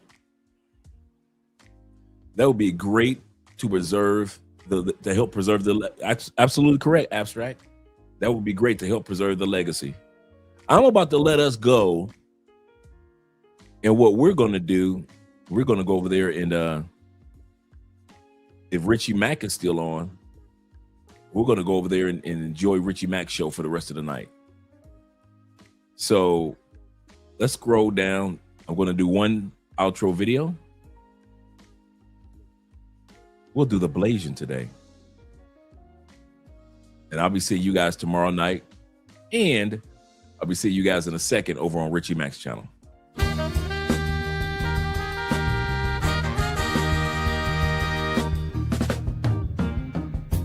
We can do better. We could be chasing dreams. We know what's right. And we know how it feels. Yeah, we can do better. We can make a change for real.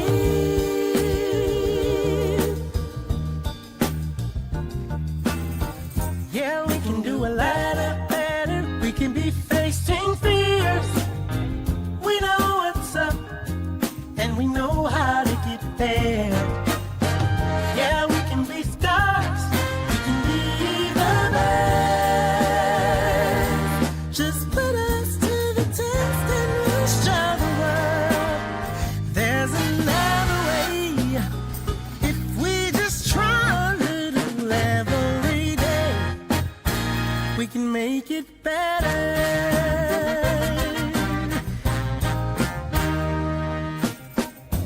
We can do better. We can be setting goals.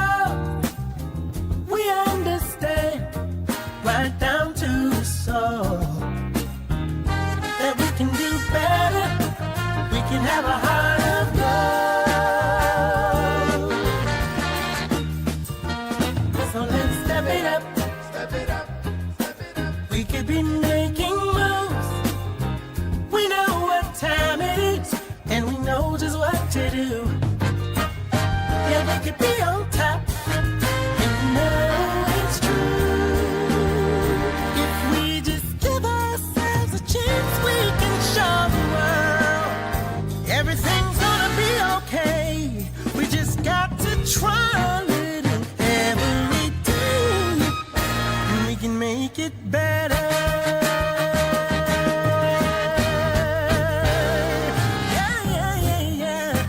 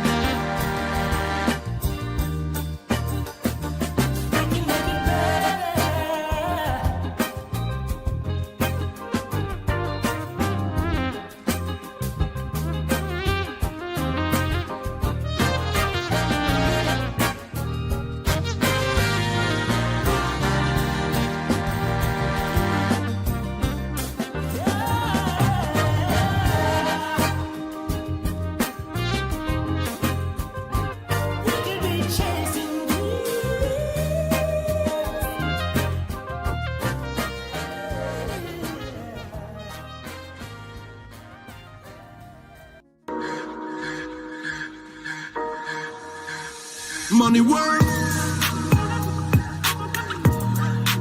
El mundo quiere dinero. Money work.